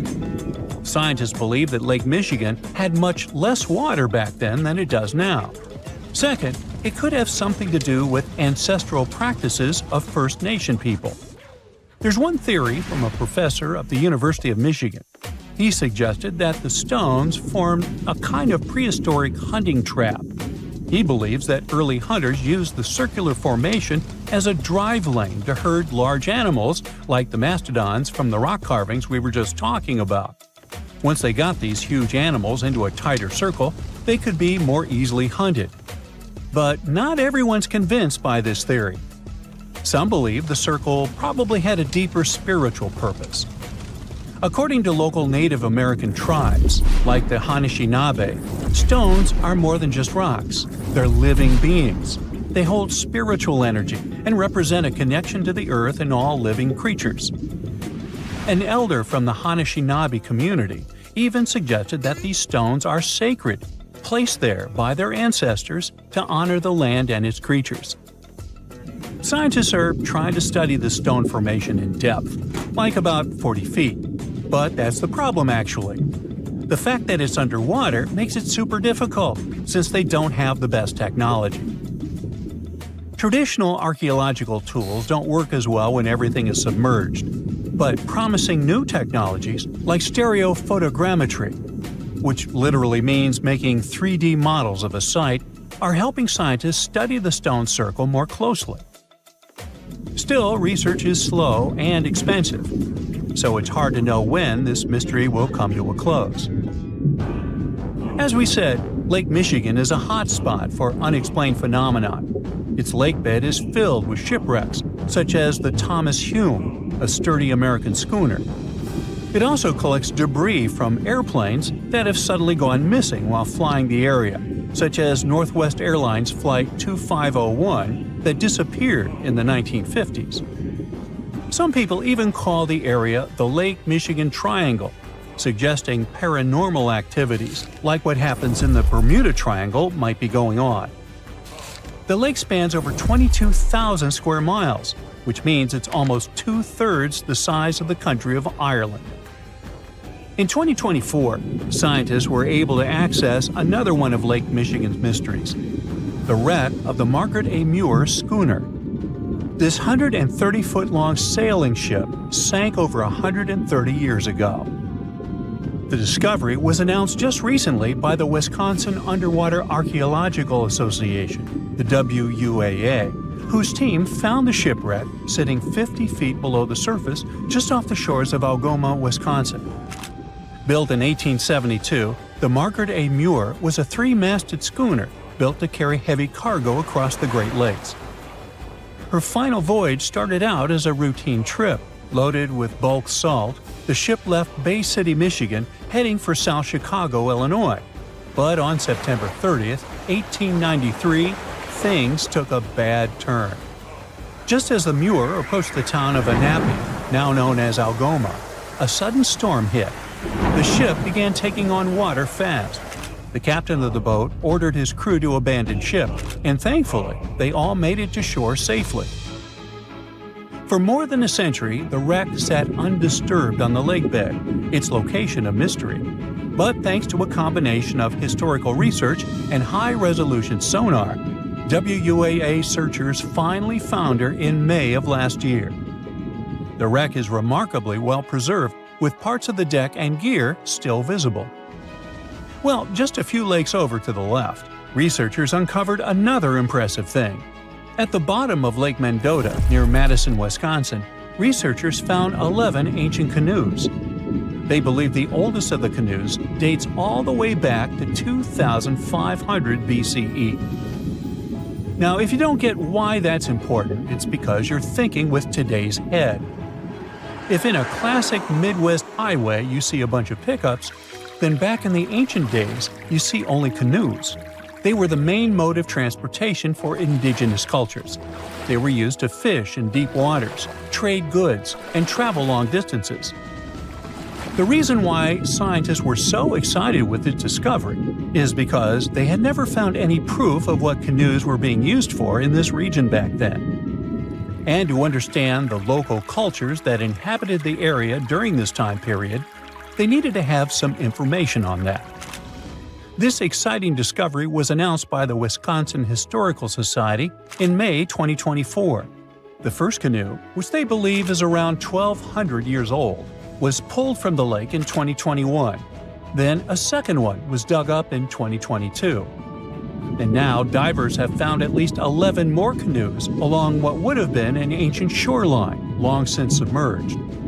One theory is that these canoes were intentionally sunk to keep them from freezing or warping in winter. It's possible people stored them in the same spot for generations. Or maybe this is just a small part of a much bigger settlement. Historians do believe there could be an ancient village hidden under the water of the lake. Divers have already found stone tools, like net sinkers used for fishing, but the village itself hasn't been located yet. Truth is, while the Great Lakes often steal all the thunder, scientists point out that smaller lakes like Mendota have stories too. The Wisconsin Historical Society is working closely with Native nations to piece together more about the lake's history. You'll need to believe me when I say there is a third Stonehenge, all the way under the waters of Lake Constance, Switzerland. I mean, think of it like Stonehenge's cousin. Archaeologists began to discover this back in 2015, when they found a line of 170 man-made stone cairns under the lake. Scientists say this was most likely the work of several villages, and that the cairn site was probably used for some collective purpose because, well, the formations are huge. Some of them are several dozen feet wide, and they can build up to 6 feet. The most amazing discovery so far is that the site dates back to around 5,500 years ago. So around the time the original Stonehenge was being built. Some of the facts that link them together are their construction dates, as well as the distinct characteristic of stone monuments built in a circular format. Scientists don't know much about this site yet, but hey, I see a pattern manifested all over the world, don't you? Scientists discovered the largest water reservoir in the Oregon Cascades. It's hiding underground, holding more than twice the water volume of Lake Mead. Let me specify. It contains at least 19.4 cubic miles of water, which is almost 162 trillion bottles of water. If you drank one bottle a day, it would take you around 444 billion years to finish your stock. No wonder this underground aquifer discovery is so awesome. The Cascade Mountain Range, which contains the largest aquifer on Earth, stretches about 700 miles from Northern California to British Columbia. The high Cascades in Oregon have younger volcanic rocks, around 8 million years old. The Western Cascades are much older, 45 million years. They boast deep canyons and valleys. Scientists study the transition zone between these two areas to understand how water moved through volcanic rock and how volcanic processes had evolved over time. In the process, researchers measured rock temperatures at different depths. That's when the underground aquifer discovery happened. Normally, deeper rocks should be hotter because it's closer to the Earth's interior. But, to everyone's surprise, in several areas, the temperature stayed the same even at greater depths. Well, this was a strong clue that water was flowing through the rock and cooling it down. In other words, the Cascades function like a natural water tower, storing and slowly releasing water into rivers and streams. These geological water findings are important for two main reasons. First, it's our potential water source for the future. Such a massive amount of water stored underground could be an important resource. So far, we don't know how long it will remain in its current state and how resilient it's going to be to changes. So, we need more research to properly manage its use. Secondly, it affects volcanic activity. When water seeps deep underground and reaches magma, it instantly turns into steam, creating extreme pressure that can trigger explosive volcanic eruptions. Understanding how much water is stored in volcanic rock could help predict future eruptions and the risks they pose. Now, even though this discovery is exciting, there are still many unanswered questions. Like, how does this water move through the volcanic rock? Or how much of it is actually usable as a water resource? Since this underground reservoir depends on rain and snow, a series of dry years could cause big problems for both water supply and volcanic stability. Researchers are now working to understand the full impact of the Cascades volcanic water reservoir and how to manage it responsibly. But let's look closely at the geological wonder that is the Cascade Range. Picture this: a massive mountain range stretching all the way from Northern California up to British Columbia, cutting right through the middle of Oregon. That's the mountain range we're talking about. In Oregon alone, it's about 260 miles long and up to 90 miles wide, covering 17,000 square miles. Whoa, that's bigger than each of the 9 smallest US states. The coolest thing is that the Oregon part of this mountain range is basically built by volcanoes, and apparently contains at least one volcanic rock water storage. The range itself exists because of something called the Cascadia Subduction Zone, where the Juan de Fuca tectonic plate, a chunk of Earth's crust under the Pacific Ocean, is slowly getting shoved beneath North America. As it sinks, the intense heat and pressure force water out of the oceanic rock. It lowers the melting point of the surrounding mantle and creates magma. That magma rises up and fuels the Cascade volcanoes. This is part of the Ring of Fire, the giant belt of volcanoes circling the Pacific. So, in a way, the Cascades are part of a much bigger volcanic system that's constantly shifting and changing. The Oregon Cascades are actually made up of 2 completely different zones, the Western Cascades and the High Cascades, and they look nothing alike. The Western Cascades are the older part. They formed around 45 million years ago. These mountains are rugged and deeply carved up by rivers. Some canyons are as deep as 3,700 feet. This part of the range used to be volcanically active, but over time, erosion has taken over, reshaping the land. The High Cascades, on the other hand, are much younger and way less eroded. Around 8 million years ago, the volcanic activity shifted, and new eruptions filled in old canyons, smoothing out the landscape. Eruptions kept piling up fresh lava, and rivers in this region didn't have as much time to create deep valleys like they did in the Western Cascades. That's why if you look at the 2 regions side by side, one looks jagged and carved up, while the other looks smoother and more built up. Some of Oregon's most famous volcanoes are located in the High Cascades. I'm talking about Mount Hood, Mount Jefferson, the Three Sisters, and Crater Lake, which actually formed when Mount Mazama erupted and collapsed in on itself. Unlike smaller volcanoes that pop up, erupt for a bit, and disappear over a few months or years, these giant volcanic centers have been active for thousands of years. And because they've been around for so long, they have way more complex magma systems. They produce everything from basalt, which is a runny, fast-moving lava, to andesite, dacite, and rhyolite.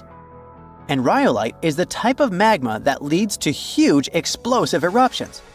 So, while some of these volcanoes might just ooze lava, others have the potential for devastating blasts. Another amazing thing about these long-lived volcanoes is that their underground magma chambers stay hot for a really long time. That's why the Cascades are one of the best places to tap into geothermal energy. There's a ton of heat just sitting beneath the surface, waiting to be used. Oh, and don't forget about the Cascades volcanic water reservoir. Who knows how we will use it in the future? Now, we already know that the Cascades are part of the magnificent Ring of Fire, Earth's most explosive zone. Imagine a massive horseshoe-shaped belt wrapping around the Pacific Ocean, stretching for about 25,000 miles. It's one of the most geologically active areas on the planet. This is where Earth's tectonic plates are constantly shifting, colliding, and grinding against each other, creating some of the world's most powerful earthquakes, volcanic eruptions, and deep ocean trenches.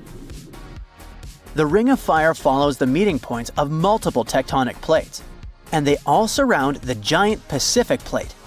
These plates aren't just sitting still, they're always on the move, pushing against or sliding beneath each other at their boundaries, known as fault lines. When this happens, you get everything from deep-sea trenches to towering volcanoes and violent earthquakes. One of the most extreme examples of this activity is the Mariana Trench, located east of Guam. At 7 miles deep, it's the deepest ocean trench on Earth. It was formed by a process called subduction, where one tectonic plate is forced beneath another, sinking deep into the Earth's mantle. The Mariana Trench is one of the most mysterious places on Earth. It's insanely deep, with crushing pressure and total darkness. So for a long time, people thought nothing could live down there. But it turned out that life existed even at the very bottom. In 2005, scientists found a tiny single-celled organism in the Challenger Deep, the deepest part of the Mariana Trench. They also came across colorful rocky formations and weird sea cucumbers.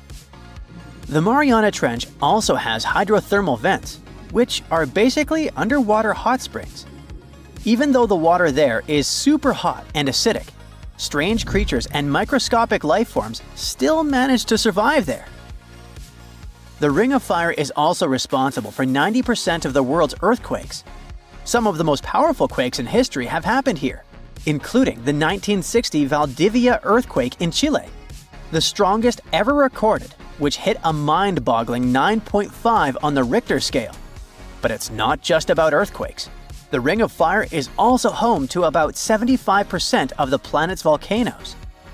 Some of the most famous eruptions in history have come from this region, like the infamous Mount Tambora in Indonesia. In short, the Ring of Fire is one of the most dangerous places on Earth, but it's also incredibly fascinating. Who knows what else scientists might discover in that region, like they discovered the largest water reservoir in the Cascades. Beneath the thick, shadowy canopy of a prehistoric rainforest, a silent hunter slides into the murky river waters. This is Titanoboa. Its size is horrifying, stretching over 40 feet long, which is about the length of a school bus, and weighing as much as a small car. It reigns as the largest snake ever known. This is around 60 million years ago. It's only been 6 million years since the dinosaurs were wiped out by an uninvited asteroid. Nature is slowly returning to life, the Paleocene epoch. Titanoboa's home is lush and sweltering. The air is very humid, like in a steam room, and the rivers are teeming with fish, perfect for a predator like this. Now that the dinosaurs are gone, Titanoboa becomes the queen of hunting. It's perfectly built for both power and stealth. A strong, sturdy spine can hold the snake's massive size while staying smooth and silent. Titanoboa glides through the water like a shadow, barely visible. It doesn't chase. It doesn't need to. Titanoboa waits beneath the river's surface, in darkness. A bunch of ancient lungfish meanders too close. With one surge, it lunges, its jaws snapping shut. The fish doesn't stand a chance. Titanoboa's grip is unrelenting. After the prey stops moving, the snake immediately consumes it whole. For millions of years, this snake ruled the rainforests. Nothing could challenge it, not the prehistoric crocodiles, not the small mammals, not even the birds. But, as it turns out, it wasn't the only apex predator. Alongside Titanoboa, there was this entire family of snakes, a huge biological tree full of snake genomes and species. Their history spans around 100 million years, all the way to the Cretaceous period. We find their fossils all over South America, Africa, India, and Australia. That's because they evolved in the Gondwanan continents. Back then, All of this was one huge landmass, and they lived right in the heart of it. Now, this family coexisted with all the dinosaurs. The dinosaurs ruled the world back then, and the snakes couldn't be all that dangerous. They lived in the dinosaur's shadow, adapting to survive. Some of them fed on small mammals. Others waited for the dinosaur eggs to hatch. Some were super bold and went straight for baby dinosaurs. Fossils of one species showed the remains of a little titanosaur, that giant long-necked dinosaur, inside its stomach. And when the age of dinosaurs finally ended in a fiery cataclysm, it was time for these snakes to celebrate. After the asteroid disaster, the world entered a new era of heat and humidity. The warmer the climate, the easier it is for cold reptiles to thrive. Snakes, including Titanoboa, grew larger than ever, but so did the members of this family. All the snakes spread across continents, growing larger and scarier by the century. And eventually, Titanoboa stopped being the only ruler of jungles. Fast forward to about 47 million years ago.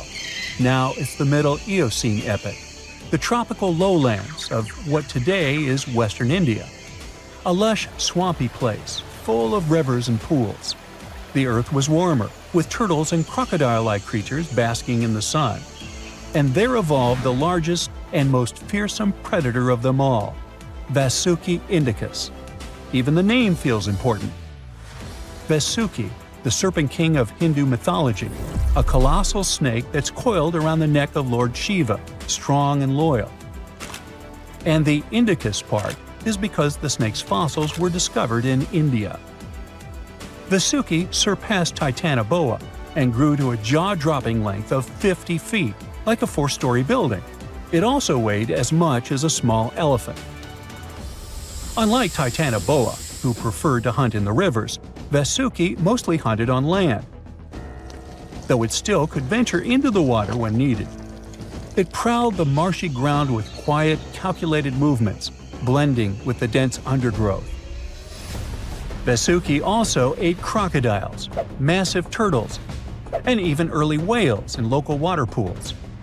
No one stood a chance. It had immense muscles and squeezed with unimaginable force. But the snake's jaws were much scarier.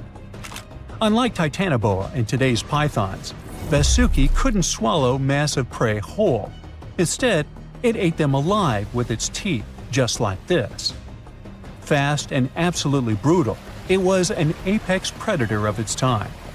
And don't forget that we're not talking about one Titanoboa or one Vasuki. These snakes were part of entire populations.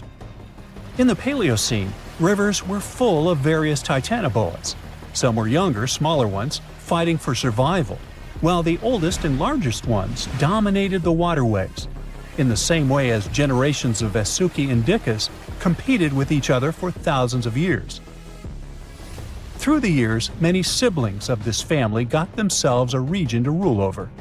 For example, alongside Vasuki, this big guy was thriving in northern Africa, in what is today's Egypt. Back then, this land was full of water and swamps. Before we learn more about other snakes, this one was considered the largest, about 36 feet long. That's still bigger than today's most powerful snakes, like the green anaconda. But then, we reached the Pleistocene epoch, from about 2.5 million years ago to only 11,000 years ago. Modern humans were evolving all over the world, and now the snakes had a new problem, an even worse one than dinosaurs. While we were developing brains, in Australia, there ruled the local king of snakes. Their names also come from legends. That's how indigenous Australians called their mythological rainbow serpent the creator of the world. It's like a problem of a chicken and an egg. Was the snake named after a deity, or did the Aboriginal people create their deity after a snake?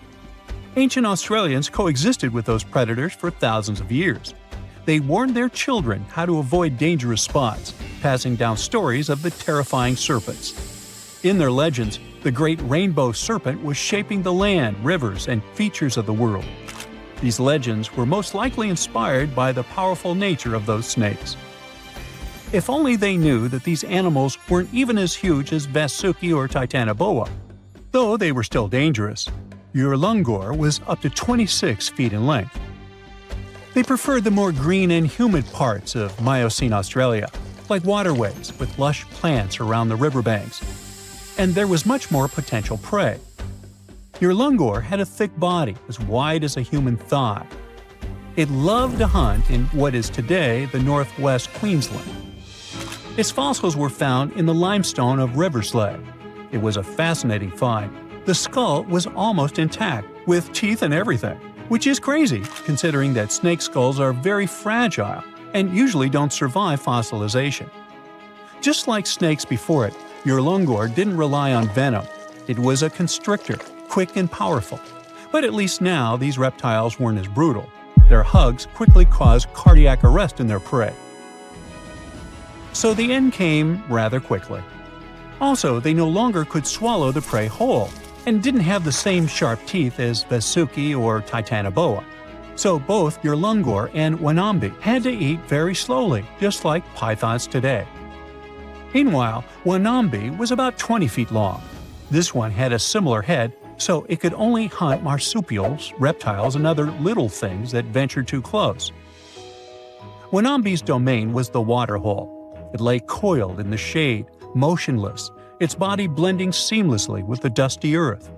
If kangaroos and wallabies cautiously approached to drink, they wouldn't even notice the predator until it was too late.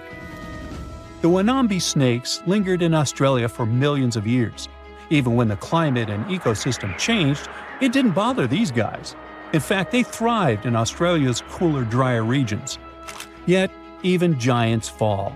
Time moved on, the earth cooled even more, and nature began to change. Wanambi managed to last up to around 50,000 years ago, and could have lasted longer if it wasn't for humans. The same Aboriginal Australians who once feared Wanambi eventually spelled the end for the snake. All these years of being the apex predator, only for the little apes to hunt you into extinction. But that's how evolution goes. Eventually, all the giant snakes disappeared, leaving behind only their fossils and stories like this one. Stonehenge wasn't a witchy monument to travel through time. It was actually constructed as a hope to build a different future. Recent research just found out that the monument was probably raised as an attempt to reunite the Britons during a period of big division. The thread of this story lies on the altar stone, the monument's most iconic rock. For years, scientists believed that the stones used in Stonehenge, including the altar stone, came from the nearby Preseli Hills in Wales. In this scenario, Stonehenge would have been built by a local community.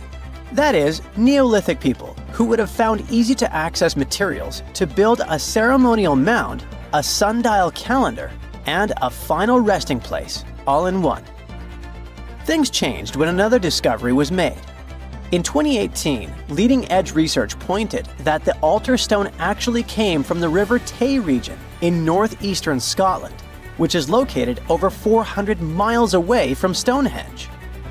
Scientists found similar rocks as such in Scottish monuments. You see, the altar stone is a recumbent stone, laying on its side. Many of the rocks were found in ceremonial stone circles in Scotland, and they are unique to this region. When this discovery broke through, it got archaeologists thinking. Maybe Stonehenge wasn't just a local project, but a wider collaboration between different tribes and communities across Britain. To understand this, we need to rewind to around 3000 BCE. That's when Britain still wasn't a unified country per se. Rather, it was a patchwork of tribes such as those coming from southern or eastern Europe, each with their own customs and beliefs. As an island, Britain's population changed many times. Britain was mainly composed of farmers who descended from people from the Middle East and arrived on the land around 6,000 years ago. This group thrived in the area until 2500 BCE, when another group coming from the regions of the Netherlands and Germany started to appear. These ones, also known as the Beaker people, were responsible for the large population turnover that Britain experienced during the Neolithic period and the years that followed. The beakers were called so because of a specific type of pottery they used to make and bury their loved ones with after their passing. It's possible that the original dwellers of the land didn't like it that their land was being repopulated. And what researchers suggest is that Stonehenge was this attempt to reunite the original Neolithic farmer population and regain some type of identity control over their land. They would have invested a lot of time and energy in bringing the altar stone all the way down from Scotland, without the help of wheel technology, for example. You see, the wheel had already been invented in Lower Mesopotamia, but since there was no Wi-Fi at the time, the Brits weren't aware of this technology until much later on. This whole territorial crisis could have driven locals to use their resources to move the altar stone to Salisbury Plain in England, in order to reunify the land. You see, Stonehenge wasn't built in one go. Its history dates to around 3000 BCE. That's when the monument was just a circular ditch and bank, known as a henge. Inside, they placed wooden posts and possibly totem-like carvings. This version of Stonehenge wasn't about rocks yet. It was more of a ritualistic place and possibly a final resting place. They found several cremation pits from this period, making it the oldest resting place in all of Britain. It was only around 2600 BCE that the blue stones came around. The naming might be a bit misleading since they're not literally blue rocks. They have a bluish tinge to them when they're freshly broken, hence the name. These smaller rocks probably came from the Preseli Hills in southwest Wales, which is about 150 miles away from Stonehenge. Some researchers say that the ancient ones believed that blue stones had healing qualities. So we can maybe guess why they went through all of the trouble to move them from Wales to Salisbury Plains, huh? A little bit later than that, circa 2500, that's when we start having the Stonehenge we know and love today. That's when the Sarsen stones started to arrive. The Sarsens are Stonehenge's huge stones. I mean, each Sarsen can weigh around 25 tons. That's as much as 3 African elephants stacked together. The Sarsens make that iconic outer ring circle. Supposedly, that's also when the altar stone was moved from Scotland directly to the heart of Stonehenge. The altar stone is the largest of the blue stones used to build Stonehenge. Today, the altar stone lies recumbent at the foot of the largest trilithon of the monument. In case you don't know, the trilithons are the horizontal stones used to form those famous arches we see today. And here's where the story takes a twist. For nearly a century, scientists believe that the altar stone came from the same area as the blue stones, the Preseli Hills in Wales. It made sense back then. If you're already hauling stones from Wales, why not grab a special one to be the so-called altar? Except that theory started crumbling in 2018, when a team of researchers decided to dig deeper. They used advanced geochemical analysis to pinpoint where the altar stone's sandstone actually came from, and it turns out it wasn't Wales. Instead, the results pointed north, specifically to the Orcadian Basin in northeastern Scotland, 400 miles from Stonehenge. This revelation changed the whole script of Stonehenge's story. How would they move the rocks, you may ask? Well, there's an old theory known as the ice road that suggests that the rocks were moved by natural icy pathways that formed during the winter. This way, they could slide the rocks down all the way to Stonehenge. But hey, if we're talking about a distance of over 100 miles, that's not too realistic. Anyways, this theory was debunked because it was warmer back then than it is today. There's also the river theory that suggests that the rocks were floating along the river from the quarry to the site. But if we're talking about Sarsen rocks, they're too heavy to float. So there goes this theory. What we're saying is, no one knows how the rocks were moved. Another interesting info came from all the research done in Stonehenge. A recent laser survey of the stones revealed the different stone working methods used and has shown that some parts of the monument were more carefully finished than others. In particular, the northeast side and the inner faces of the central trilithons were finely dressed. FYI, a trilithon is one of Stonehenge's most famous shapes.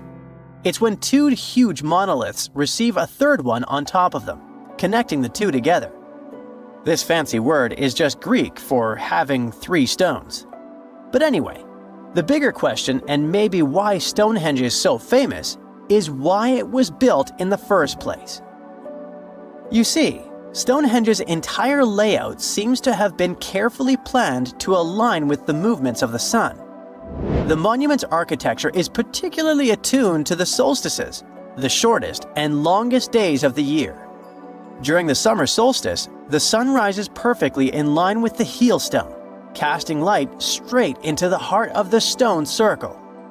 A spectacular, almost magical sight that surely wowed its ancient audience. But it's the midwinter solstice that seems to hold a special connection to the altar stone. As the sun sets on that day, its light aligns with the altar stone at the center of Stonehenge. To the builders of Stonehenge, this alignment may have symbolized more than just celestial precision. It likely carried profound ancestral and spiritual significance. The altar stone, illuminated by the setting sun, could have been seen as a bridge between worlds, connecting the living with their ancestors, the earth with the cosmos, and the present with the eternal. In a world without calendars, clocks, or weather apps, the solstices were everything. They marked the rhythm of life, guiding agricultural cycles and spiritual rituals alike. So Stonehenge wasn't just about the stones or the people who built it, but perhaps a way to honor their ancestral roots in an ever-changing world. For more than 3,000 years, the gold mask of Pharaoh Tutankhamun stayed hidden in the Valley of the Kings. This artifact, which stands about 21 inches tall, shows how skilled and artistic the ancient Egyptians were. But nobody expected that X-rays would reveal its biggest secret. King Tut was the last ruler of his family during the 18th dynasty. He took the throne at just 9 years old, but ruled for only 10 years before he passed away unexpectedly. If we're being honest, back in ancient Egypt, he was mostly forgotten by the rulers who came after him. His tomb wasn't a big deal for them, so much so that even the grave robbers forgot about him. It might sound a bit sad, but the truth is that it was actually great news for us. Since his tomb was practically forgotten, it ended up being perfectly preserved. While the other tombs in the Valley of the Kings were looted, his remained sealed and untouched. So, when it was discovered back in 1922, it had over 5,000 precious objects inside. That made Tutankhamun basically an instant celebrity and one of the best-known pharaohs nowadays. Among the treasures was the most stunning piece, his golden mask. This mask is said to be an exact image of the king's face, or at least it was supposed to be, but we'll get to that later. The purpose of this accurate representation of his face was to make sure that his soul would recognize him in the afterlife and return to his mummified body. In ancient Egyptian beliefs, this would allow him to continue living in the afterlife. The details of the mask clearly looked incredibly difficult to create, but people didn't realize how complex it truly was until many years later. The first X-rays of the mask were taken in 1967. Back then, the main reason for these scans was practical – conservation. The mask was heading to Paris for an exhibition, and it was the first time it had ever left Paris. This would help them keep track of any changes during the exhibit. Plus, the images could give clues about how the mask was made. But back then, they probably didn't fully realize just how complex its construction was. I mean, Egyptian goldsmiths didn't use modern soldering techniques. So, how did they make this mask? New X-rays taken in 2007 gave us some answers. It turned out the Egyptians didn't use pure gold, which is 24 carats. The mask was actually made of 23-karat gold, meaning it was mixed with another material. So specialists discovered that the gold sheets contained a small amount of copper, a reddish-brown metal. This was likely done to make the material more flexible and easier to shape. They would then shape the gold sheets by heating and hammering them over and over again. But there was one more secret inside the mask that wasn't discovered until 2015. The year before, the staff at Cairo's Egyptian Museum were working on the mask display when the long beard of the mask accidentally got knocked off. Another theory is that the beard had become loose over time and just fell off. Either way, the fact that King Tut's beard came off caused a lot of stress. After all, we're talking about one of Cairo's biggest tourist attractions, so the experts had to fix the problem quickly. The restoration process started with a detailed recording of the mask's condition. To do this, they had to take a full three-dimensional scan of the artifact. And, by accident, they found something very interesting in the mask. Inside the royal beard, there is a gold tube, an intriguing structure that the Egyptians likely used to attach the beard to the rest of the mask. And that proved, once again, that the process of making this mask was even more complex than experts thought. But the mysteries don't stop there. Remember how we mentioned that the mask was thought to perfectly represent King Tutankhamun's face? Well, that might not be entirely true. Some popular theories suggest the mask was never meant for him and was actually made for someone else. A study published in 2015 suggested the mask was originally made for a female pharaoh, his supposed stepmother, the famous and beautiful Egyptian queen Nefertiti. The biggest clue comes from an inscription on the mask. At first glance, it seemed to belong to Tutankhamun. But after a close examination, researchers noted that something else was actually written underneath King Tut's name. The royal name stamp seems to have been altered, and originally it had something written on it that translates to Queen Nefertiti. There is another feature of King Tut's golden mask that was overlooked for years, which adds even more mystery. As we mentioned earlier, experts believe he wasn't respected much by the pharaohs who came after him. And one of the clues that made archaeologists think this is the pierced ears on the mask. Some researchers believe that King Tutankhamun wouldn't have worn earrings after he was a kid. So, according to their theory, by the time he passed away at 18, he shouldn't have been represented with pierced ears. This could also support the idea that the mask originally belonged to Nefertiti, or maybe to someone who wasn't even connected to King Tut. But the mask isn't the only source of mystery. In fact, his whole tomb is full of puzzles. Recently, historians found a sign that the place where King Tut was supposed to be buried was changed at the last minute. For years, experts wonder why a pharaoh who ruled for 9 years ended up in such a simple tomb. When compared to the grandeur of other pharaohs' tombs, his tomb seemed, well, a bit plain. The idea that a king like Tutankhamun would have such an unremarkable resting place just doesn't match up with the power and importance he must have had in ancient Egypt. So, what happened? Well, apparently, this might have something to do with his successor, Pharaoh I. After King Tutankhamun passed away, researchers believe that I made sure to erase him from Egypt's history. So, one theory suggests that he was probably behind the quick decision to place King Tut's body in a smaller, less impressive tomb. When experts looked at I's own tomb, they found something interesting. There is a large wall covered in painted baboons. This is the same type of artwork found in Tutankhamun's tomb. It seems like the same person might have chosen the artwork for both tombs. Now, the design and decoration of the two tombs are almost identical, suggesting there was a shared hand behind both. But there is one key difference. I's tomb is fit for a king. It's much bigger and more impressive, even though the style and artwork are similar to what you see in Tutankhamun's tomb. So the theory suggests that I decided what went into both tombs. Since Tut passed away unexpectedly at a young age, his grand tomb wasn't finished in time. Normally, pharaohs start building their tombs while they're still alive to make sure everything is perfect. But Tut passed away when he was just 18, so there wasn't enough time. Ai may have taken advantage of the situation, ordering a smaller tomb for Tut and keeping a larger one for himself. Experts believe this theory explains why Tutankhamun's tomb is so simple and how Ai managed to wipe his memory from history so easily. But in the end, the story of King Tut's mask and tomb is full of mystery and intrigue. Each new discovery sheds more light on what really happened all those years ago. But one thing is for sure, the secrets of ancient Egypt still have much to reveal, and King Tutankhamun will continue to fascinate people for years to come.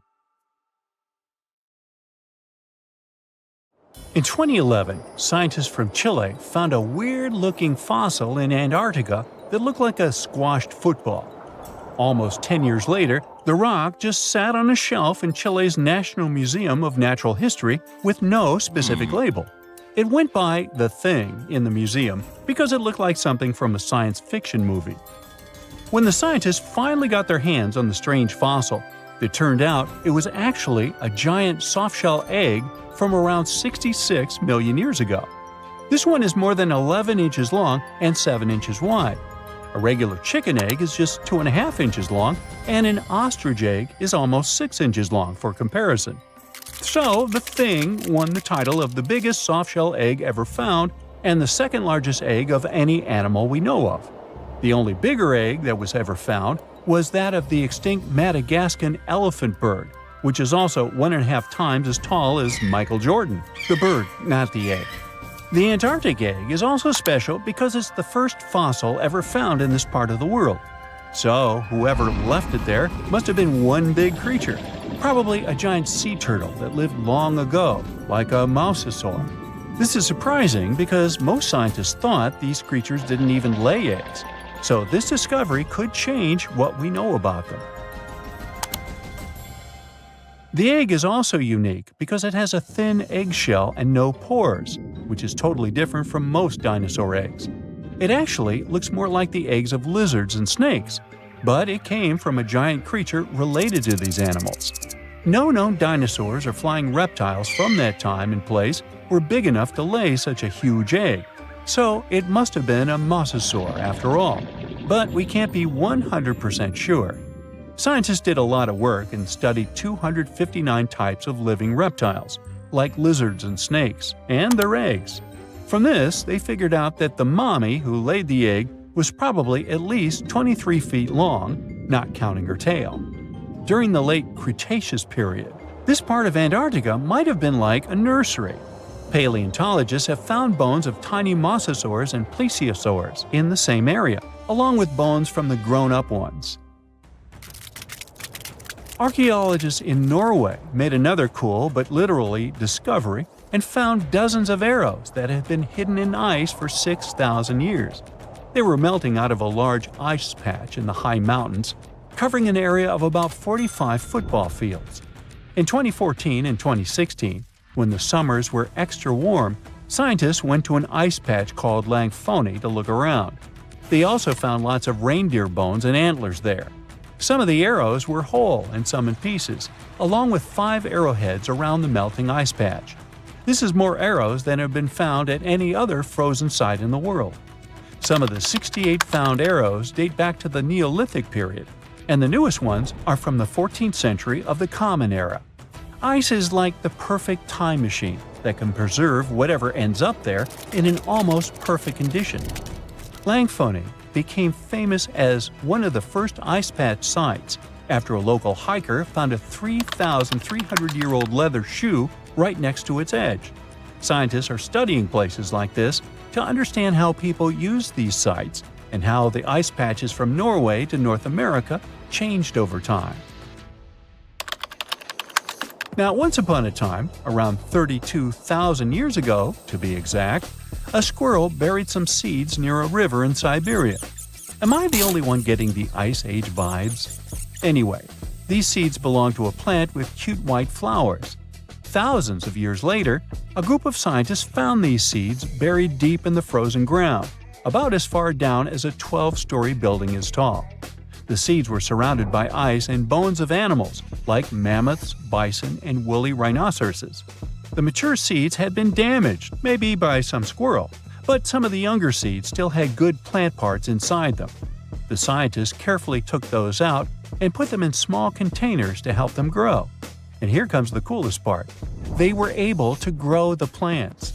Their flowers were shaped a little differently from the flowers of the same plant that grows today. After a year, the Ice Age plant even made new seeds. Based on this, the scientists suggested that permafrost could be a depository for an ancient gene pool, and we could find extinct species there and bring them back to life. Scientists on an icebreaker in Antarctica were looking for whales but found something way more unusual. The camera behind the ship, which is as heavy as a car, detected 16 million icefish nests on the floor of the Weddell Sea. The nests were located about every 10 inches in all directions and covered an area of 93 square miles, which is slightly bigger than the whole of Washington, D.C. The colony even had a distinct border, which was a line in the sand. The scientists were in the area because they were studying a special spot in the ocean where the water was a little warmer than the water around it. In this warmer water, they found tiny animals called zooplankton near the top. When the young icefish hatch, they swim up to this area to eat the zooplankton before going back down to the seafloor to grow up and have their own offspring. Since there was so much food, it made sense to see icefish in this warm water. But they didn't expect to find such a huge number of icefish nests, much more than anyone had ever seen before. New Zealand's Antarctic Heritage Fund found some old photo negatives in a hut in Antarctica. They turned out to be unique images from the Ross Sea Party. It was a famous failed expedition led by Ernest Shackleton. He wanted to become the first person to cross Antarctica by land, from the Weddell Sea to the Ross Sea, passing through the South Pole. But things went wrong when their ship, the Aurora, was blown out to sea. They had to use the hut from another explorer, Captain Robert Falcon Scott. His goal was to be the first person to reach the North Pole, but sadly, he didn't succeed either. The negatives were made of cellulose nitrate and were found stuck together in the small box. The Trust took the negatives back to New Zealand, where they carefully separated them and discovered 22 hidden images.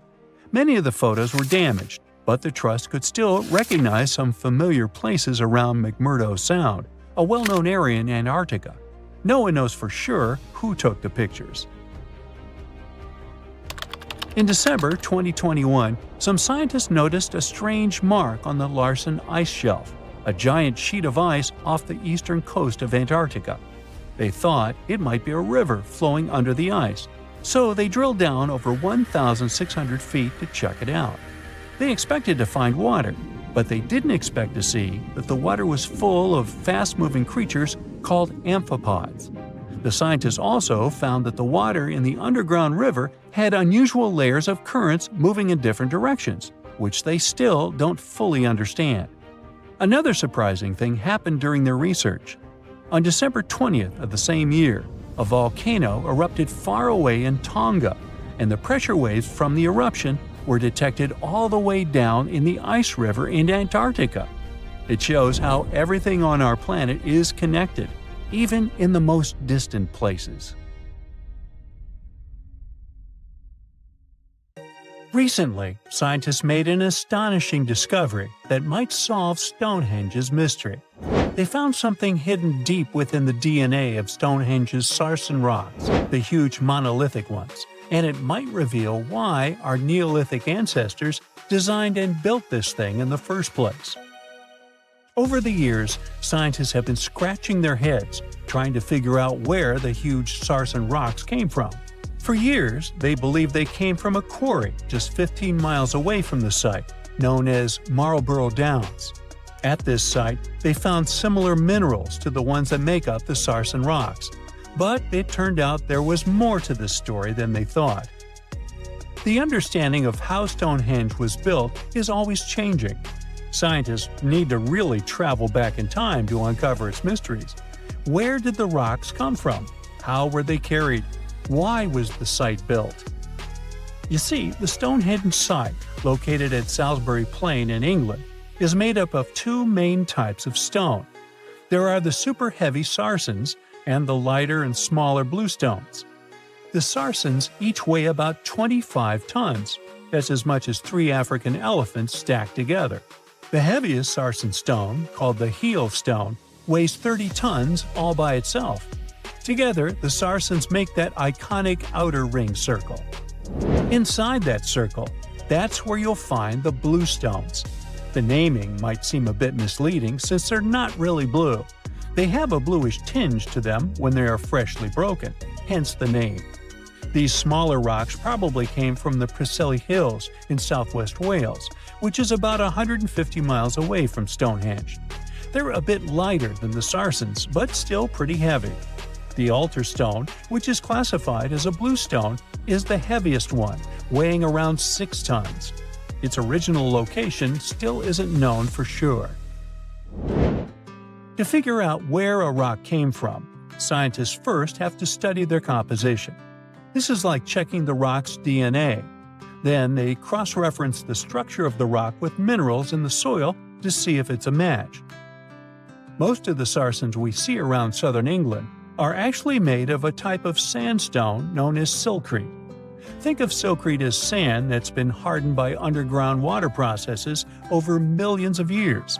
This process mostly happened during a period called the Paleogene, about 65 to 23 million years ago.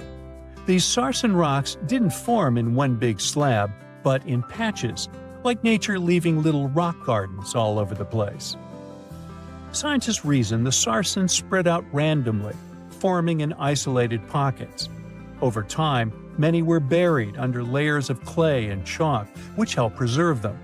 When ancient builders were on the lookout for materials, these Sarsens must have looked perfect for something impressive like Stonehenge. Actually, Sarsens have been used in everything, from Roman villas to medieval churches, and even in things like road curbs and old field walls.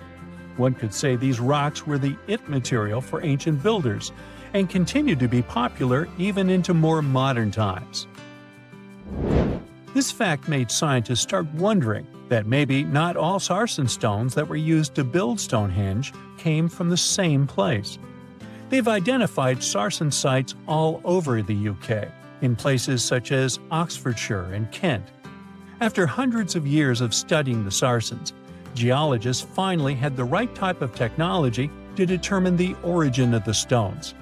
Now, I wish I could tell you that it was some undisclosed location very far away from the site. But, as it turned out, the Sarsens were originally from Westwoods, the forest near Stonehenge. A new factor came into play when excavations uncovered empty stone holes, showing that at least 6 blue stone pillars were removed from a Preseli Hills site called Wan Main in prehistory. They had a stone circle over there, and it's believed that some of Stonehenge's rocks were recycled rocks from this more ancient circle. If this is true, it might be that Stonehenge is part of a much larger landscape of ancient sites. If this is the case, then Stonehenge is just the cherry on top of a much larger scale project. Think of it as the sacred centerpiece of an entire landscape of monuments, mounds, stone circles, and things. This is why scientists want to find out where the rocks came from so badly. It could lead to why and how Stonehenge was built. Now, Stonehenge didn't just pop up overnight. It was built in several stages over hundreds of years. It's likely that it wasn't a single unified vision, but more like a big community project that evolved over time. With each generation, the builders brought in their own ideas, creating a stone structure that would last for ages. The first stage was around 3100 BCE. That's when people dug out a circular ditch and likely set up some bluestones as sort of a starter ring. Later, they added the Sarsens and even topped some of them with horizontal stones to form those famous arches you see today, also known as the trilithons. These ancient builders had some challenges on their hands. How would they move the rocks? There's an old theory known as the ice road that suggests that the rocks were moved by natural icy pathways that formed during the winter. This way, they could slide the rocks down all the way to Stonehenge. But hey, if we're talking about a distance of over 100 miles, that's not too realistic. Anyways, this theory was debunked because it was warmer back then than it is today. There's also the river theory, which suggests that the rocks were floated along the river from the quarry to the site. But if we're talking about sarsen rocks, they're too heavy to float. So there goes that theory. What we're saying is, no one knows how the rocks were moved. Another interesting science tidbit came from all the research done in Stonehenge. A recent laser survey of the stones revealed the different stone working methods used, and has shown that some of the parts of the monument were more carefully finished than others. In particular, the northeast side and the inner faces of the central trilithons were finely dressed. FYI, a trilithon is one of Stonehenge's most famous shapes. It's when two huge monoliths receive a third one on top of them, connecting the two together. This fancy word is simply Greek for having three stones. But anyways, the bigger question, and the reason Stonehenge is so famous, is why it was built in the first place. Theories are all over the place, and some sound like they're straight out of a sci-fi show. So here's a rundown of the most popular ideas. There's, of course, the solar calendar theory. This one supposes that the stones are aligned with the movements of the sun, especially during the summer and winter solstices. During the summer solstice, the sun rises to the left of the heel stone, that's the lone stone outside the main circle, lighting up the entire monument. Some say it's the ancient version of a calendar, marking the year's longest and shortest days. Some archaeologists think Stonehenge might have been an ancient healing center. Pieces of bluestone have been found chipped away, possibly by people who believed they had healing powers. The theory goes that people traveled from all over to come to Stonehenge in hopes of a cure for whatever was ailing them. There's also some speculation that Stonehenge was the place to be. Think of it as an ancient gathering spot. Some evidence suggests that communities from distant areas traveled to Stonehenge for gatherings, feasts, and ceremonies. Studies of bones found near the site show they came from all over Britain, making it a sort of prehistoric meetup location. Meet Costello. He's a Brazilian reef octopus. But Costello isn't a regular octopus. While watching him, scientists began to suspect that he might be experiencing nightmares. When he was sleeping, he was changing colors, making some wild movements, expelling water, and even releasing ink. They decided to study Costello for a while. His behavior during sleep resembled stress and fear. The study showed that he might see vivid dreams, which are, at times, spooky. Well, as just one octopus, these cute underwater creatures are known for their intelligence and sometimes human-like behavior, so it's entirely possible that they see dreams just like we do. In Costello's case, he might be haunted by memories of tough times off the coast of the Florida Keys. Poor Costello has a rough past. He lost a tentacle to a predator before captivity, so maybe that's what he sees in his dreams. If proven true, this discovery could reshape how we perceive intelligence and awareness in both animals and humans. Well, it turns out plants can talk. Well, kind of. Scientists found out that plants actually make ultrasonic clicks when they're stressed. Imagine tomatoes and tobacco plants in a jam. They're making sounds like popping bubble wrap, but way too high for us to hear. These are called ultrasonic signals, and they might be their way of indicating stress. That would mean that plants can communicate with each other, and stressed plants prefer to be drama queens and let everybody know about their troubles. They make around 30 to 50 pops and clicks per hour. Calm and healthy plants don't do nearly as much. And not only do plants talk, but even have their own language. They make different sounds depending on whether the plant is experiencing thirst or is bothered by a snipped stem or something else. Moreover, some of them are so dramatic that they start ringing alarms even before they show signs of dehydration, when they know they're getting close to it. Scientists aren't sure why they do that, though. They believe that it might involve cavitation, a term that means air bubbles dancing in the plant's plumbing. Plants that sing these symphonies include corn, wheat, grapes, and even cacti. That is quite a big discovery in agriculture. We could use it to check if our crops are thirsty and stuff like that. So now we'll be eavesdropping on plants and deciphering their secret language. Okay, time for some universal news. Recent studies are shaking up what we thought we knew about the universe's age. Our findings during the last decades showed that the universe must be around 13.7 billion years old. However, a new study shows that it might be almost twice as old, up to 26.7 billion years. Keep in mind that it's not proven, so for now, the official number stays the same. Scientists were using the time since the Big Bang and studying ancient stars to measure the universe's age. But some stars were playing hard to get, looking older than the universe itself. For example, the ancient star Methuselah, which is estimated to be around 14 billion years old, which would be older than our universe. Also, the James Webb Space Telescope caught galaxies looking super mature just a few hundred million years after the Big Bang. All this poses some hard puzzles for astronomers.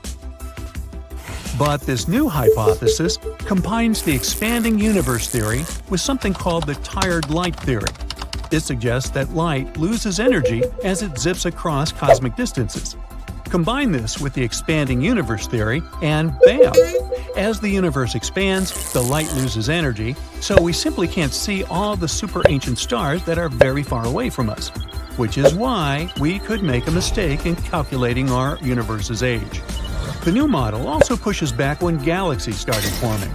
It suggests that those early galaxies spotted by the Webb telescope took way longer to form than we originally thought. This study is a serious shakeup in the scientific community. If we made such a huge mistake in calculations, we'd have to rethink the very fundamental astrophysics principles. That would be a giant leap, and we'd have to make a huge makeover of almost everything. Which is why we need to be very cautious about it. So while scientists test this new theory, we just have to wait for the results. Now, these aren't the only space news. The new AI technology is already being actively used for scientific research. This time, AI is helping us to look for signs of extraterrestrial life. Researchers in SETI created machine learning algorithms that would help us sift through the cosmic noise faster and more efficiently. When you point a radio telescope at the stars, it's like turning into a celestial radio station that's full of different signals. We catch everything from pulsars to radio galaxies and earthly interference. Obviously, it would be pretty hard to identify a potential signal from extraterrestrials in all this mess. For over 60 years, scientists had to do all this manually. It was a daunting task to scan the skies and explore countless stars and radio frequencies. But now, AI came to help. The algorithms are trained to recognize and distinguish known interference patterns, like those from mobile phones and electronic devices, amidst the cosmic data. They spot anything deviating from known patterns, the potential needle in the haystack. And we've already had some breakthroughs here. The astronomers caught 8 signals that didn't fit known patterns. While not confirmed as extraterrestrial life, they show that there's a great potential for future research. Going back to animals, this time we're visiting prehistoric Earth.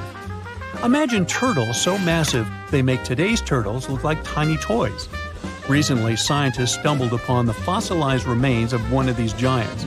It's a sea-dwelling titan that cruised the European waters about 80 to 70 million years ago.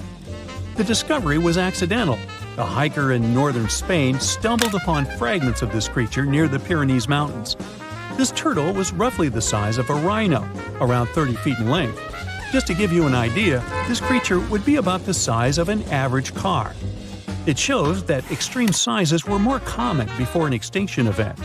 The turtles we know now, of smaller, still substantial sizes, dominated afterward.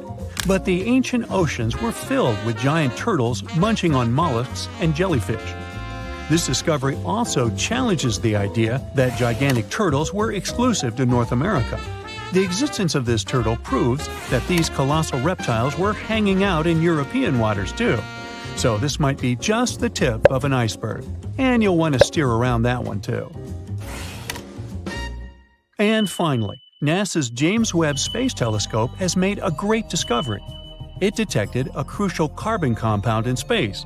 It's called methylcation, and this tiny molecule, even if it might seem insignificant, could help us unlock the secrets of interstellar organic chemistry.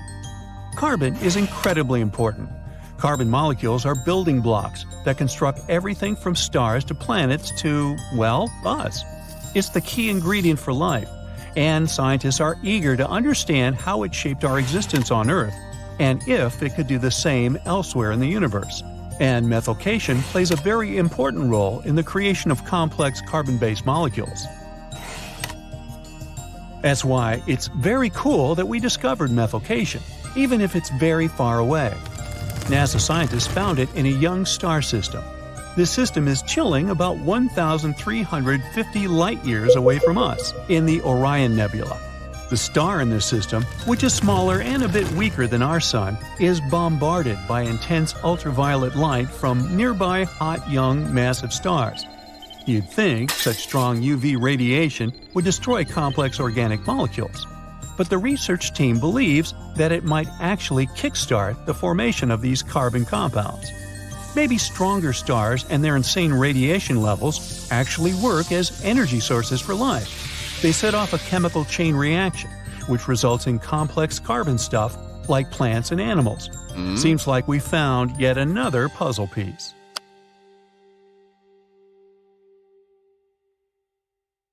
You are lost deep within the jungle in the Yucatan Peninsula in Mexico. There are strange noises all around you, and to make it worse, the sun is setting. Soon, you'll be alone in the middle of an unknown rainforest. Guess it was a pretty bad idea to come looking for El Dorado on your own, wasn't it?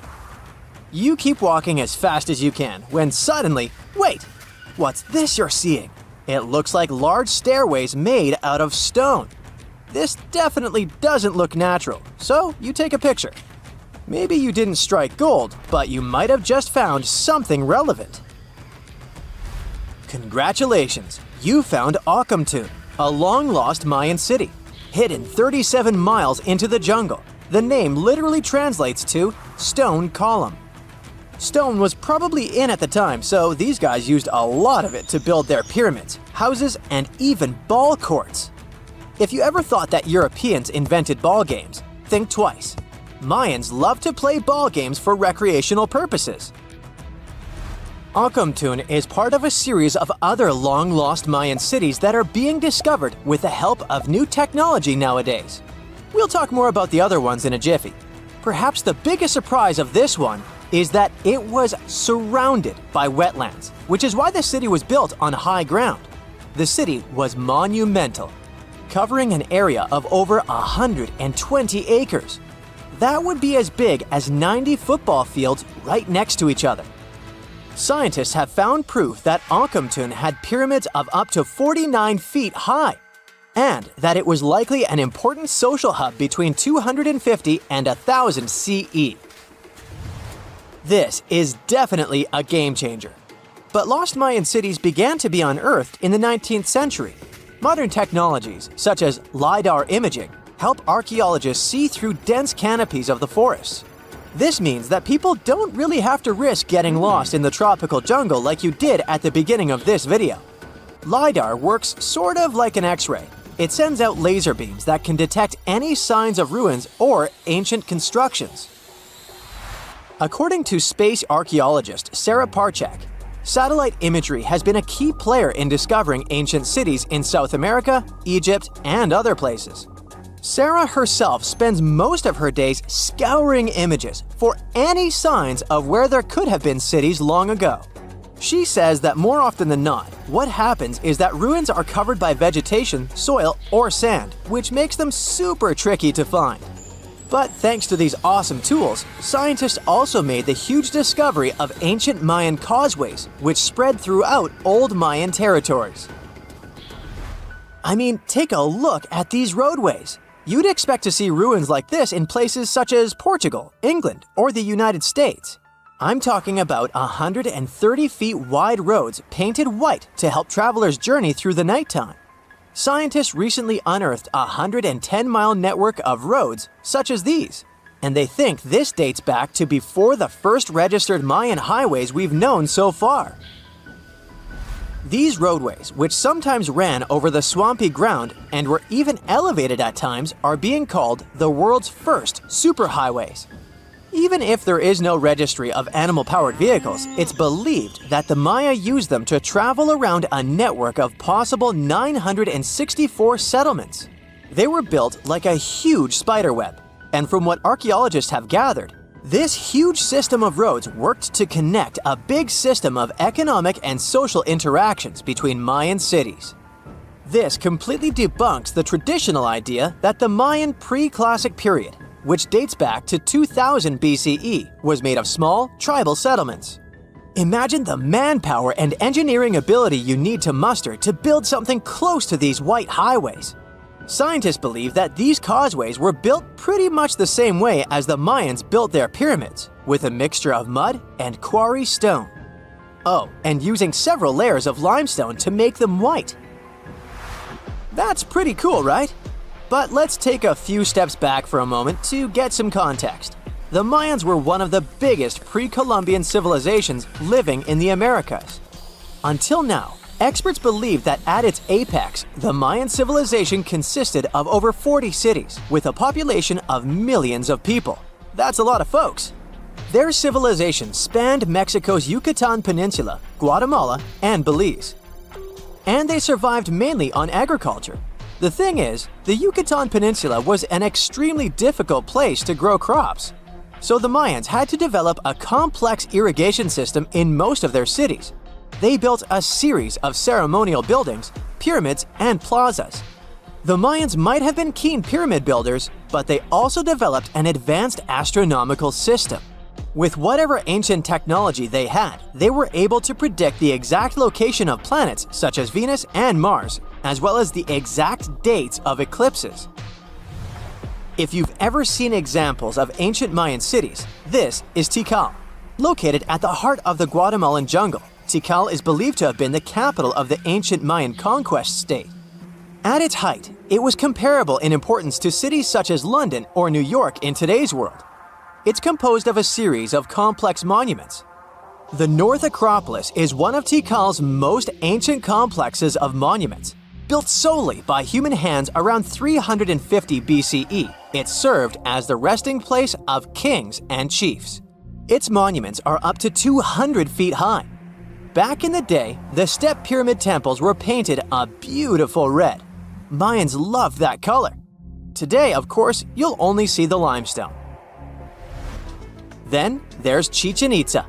It's got one of the best preserved pyramids on Earth to date. Located in Mexico's Yucatan state, this Mayan city is well over 1,500 years old. At its peak, it was home to 35,000 people. The site covers 4 square miles of land. The highlight is El Castillo, a tremendous step-like temple standing 80 feet above ground. Its most peculiar feature is that it has 91 steps up each of its 4 sides, including the upper platform, which makes for 365 steps, the same number of days as the solar year. You can see that these folks were a pretty big deal, huh? That's why nobody can really understand what happened to them. There's a big lack of evidence on the decline of this almighty empire.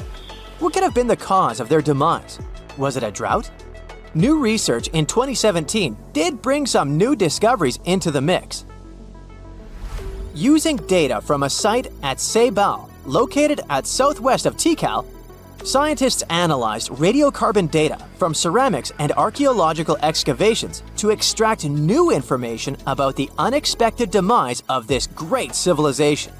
The information shows that instead of a sudden collapse, the Mayans most likely fell in waves of social instability and political crises. These events are believed to have deteriorated Mayan city centers and began causing the dispersion of the Mayan population. It's hard to pinpoint the exact causes, though. But hey, recent discoveries are shedding a big light on humanity's past. Not only about the Mayan Empire, but about other long-lost civilizations of South America. A major recent discovery in Brazil was done using satellite imaging technology and is also shocking scientists. Some images from near the Xingu River, also in the Amazon, suggest that cities of millions of people might have existed inside the jungle, way before our modern civilization ever existed. I mean, if this doesn't shock you, I don't know what will. Satellite imagery also detected a network of trenches dating back to 200 and 1200 CE in the Bolivian Amazon forest.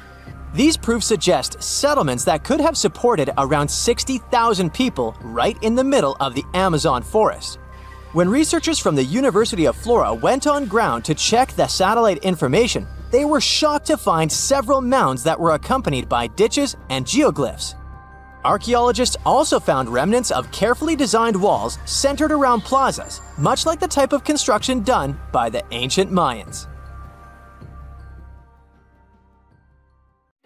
Well, there you are. The sun is scorching, you're thirsty. All you can think about is water and ancient bones under your feet. You're wandering through the Sahara, the largest hot desert on Earth. Right now, you're crossing a stretch of sand called Whale Valley. And all over these 75 square miles of land, fossils cover the ground so thickly that you can't help but step on them. Paleontologist Hesham Salam says it's an unusual picture in this place. The bones are poking right out of the cliffs, as if they're calling to you to come check them out. You can spot ribs scattered all over the place. Look at these vertebrae. They're giant. Ooh, the creature they once belonged to must have been up to 65 feet long. The fossils show that the animal had a streamlined body like today's whale, but still had features like hind legs and feet. For scientists, it means a very exciting thing. They might have discovered a fully intact skeleton of a prehistoric whale.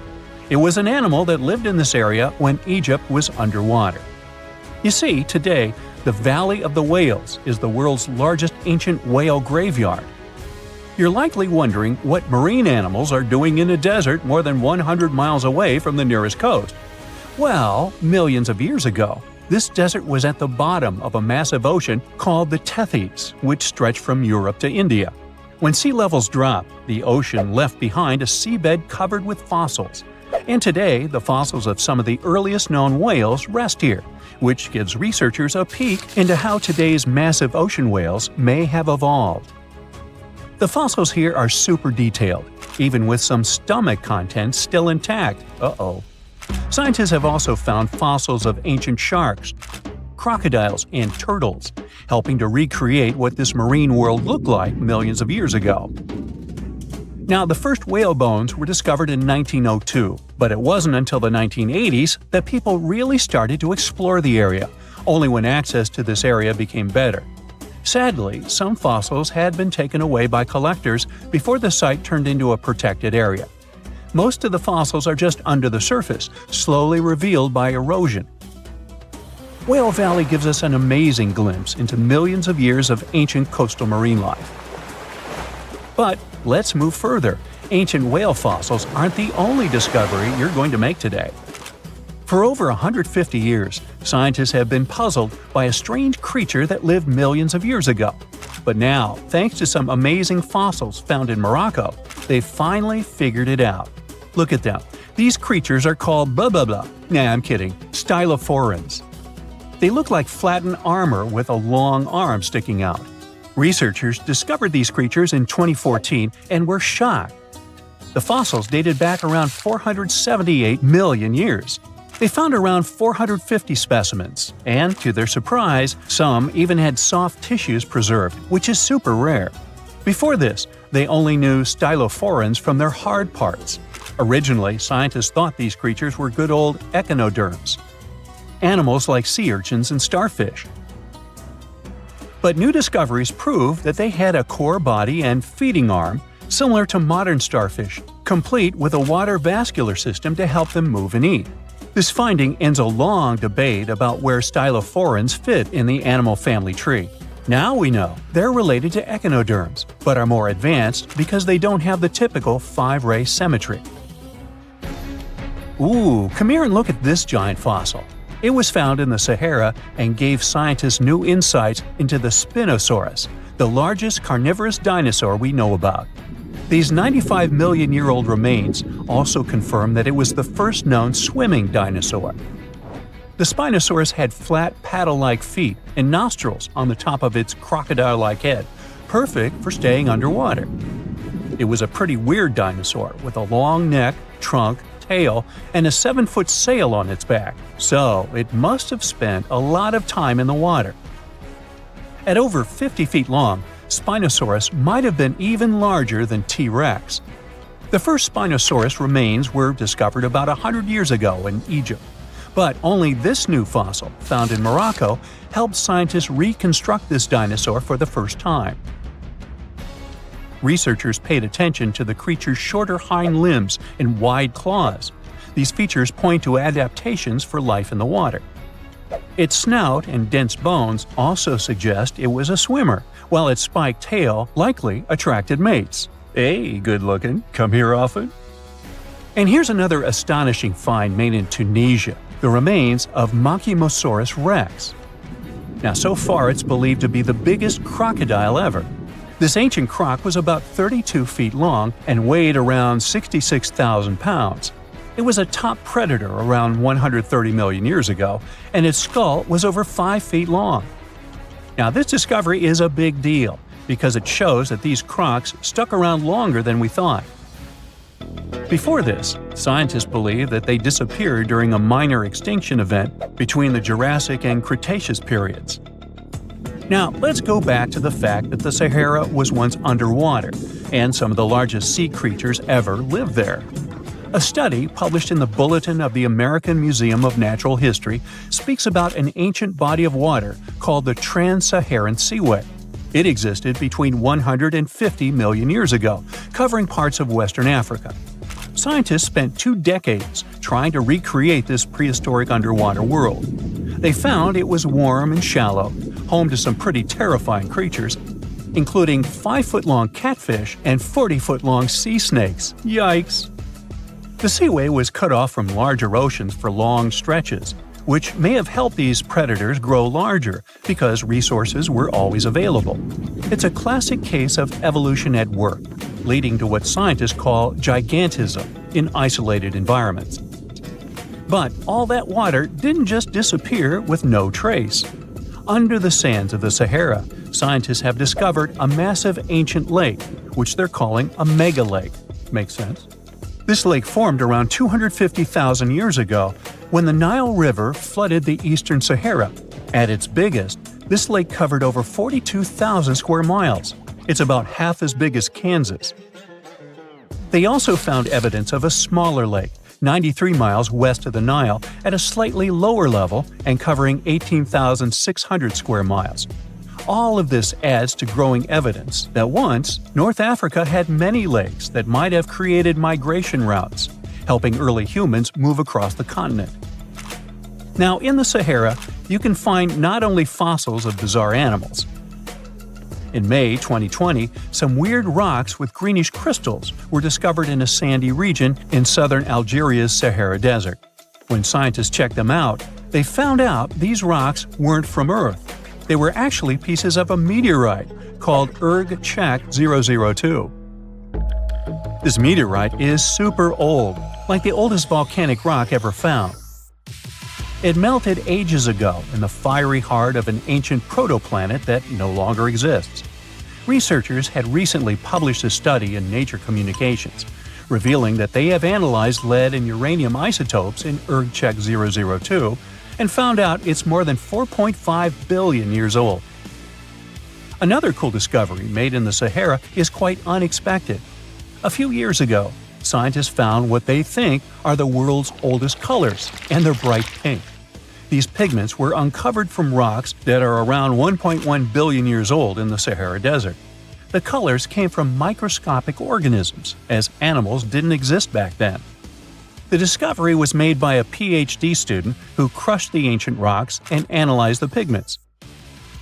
These pink pigments are actually ancient chlorophyll from photosynthetic organisms that lived in an ocean that's long gone. Researchers are now sure that this finding could help explain why larger, complex creatures showed up much later in Earth's history. Before these colors were discovered, scientists didn't know what was missing in the food chain that delayed the evolution of larger animals. Now they understand that tiny cyanobacteria were at the bottom of that chain.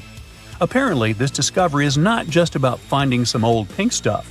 Scientists believe it's a breakthrough in understanding the history of life on Earth. Hey, how do you feel about taking a trip back in time? We're diving into the history of the Amazon forest to unravel the mystery of its lost cities. Grab your bug spray and hop on. The Amazon forest is the world's largest rainforest. The environment there can be extremely challenging for human life.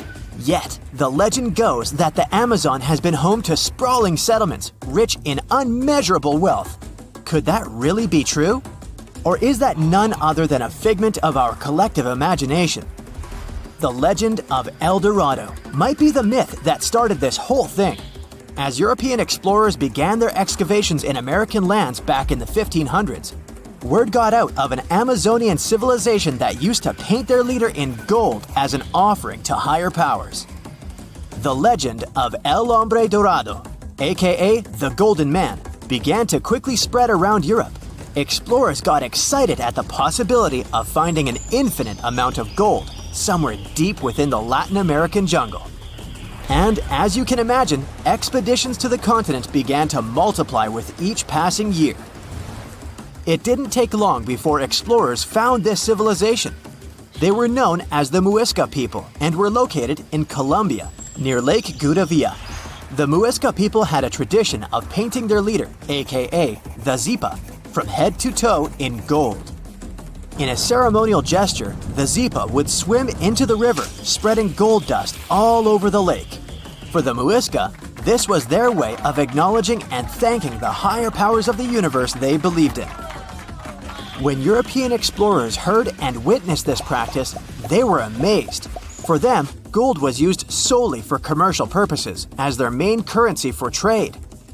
This made them think that the Muisca people must have stacks and stacks of gold hidden somewhere in the jungle for them to use it so abundantly. Well, that's how the legend of El Dorado was born. What was once the practice of El Hombre Dorado traveled on word of mouth until it became El Dorado, a fictional city that was most likely to hide piles of gold. The hunt for this city led Europeans to spend large amounts of money to scour the Amazon forest. Unfortunately, all of their expeditions came back empty-handed. That is, if they ever came back at all. Now, jump to the beginning of the 1900s. In England, the Royal Geographic Society, a prestigious British institution, was looking for somebody willing to travel down to Latin America to trace the border between Brazil and Bolivia. More specifically, the part of the border that is nestled deep within the Amazon rainforest.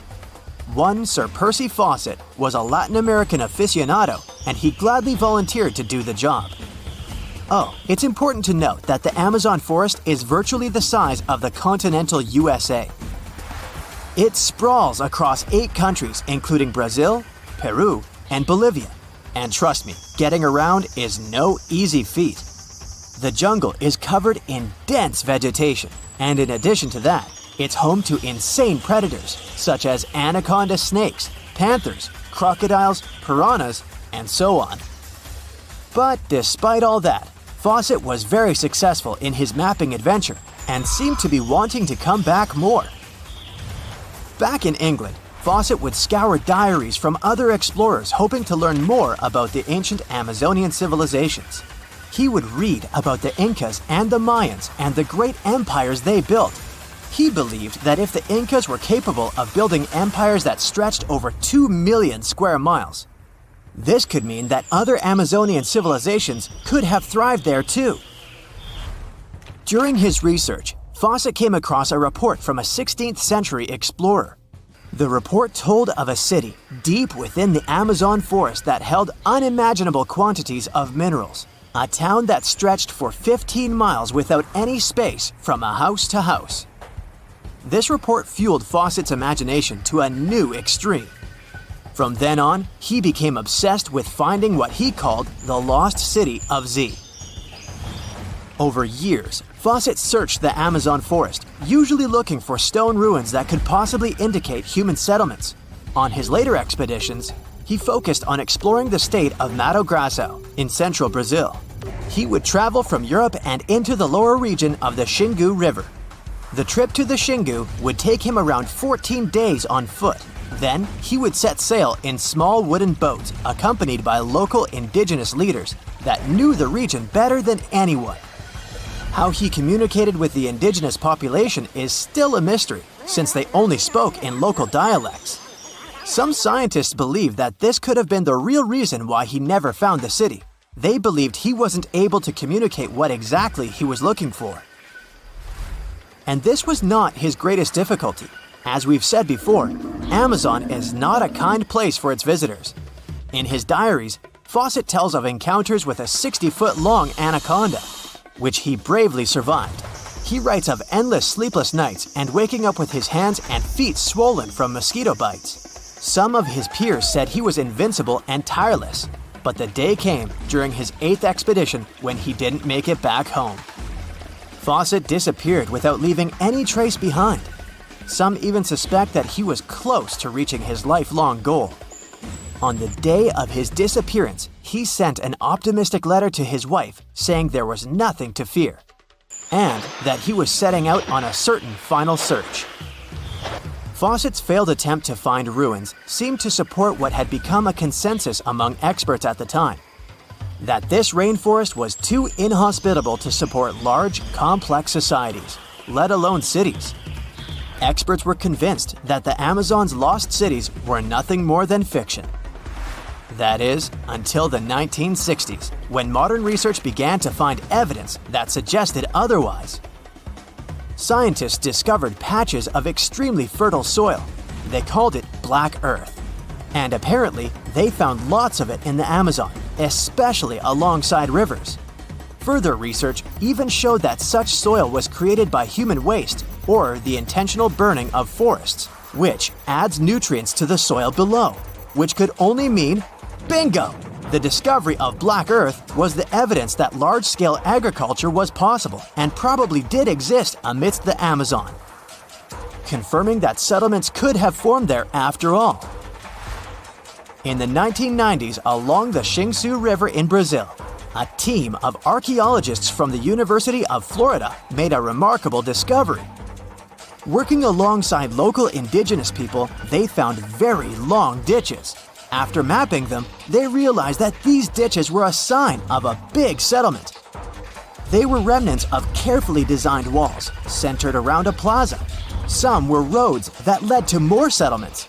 In fact, just this part of the Amazon, about the size of New Jersey, was once a network of dozens of settlements that experts believe could have been home to at least 50,000 people between 1250 and 1650 CE.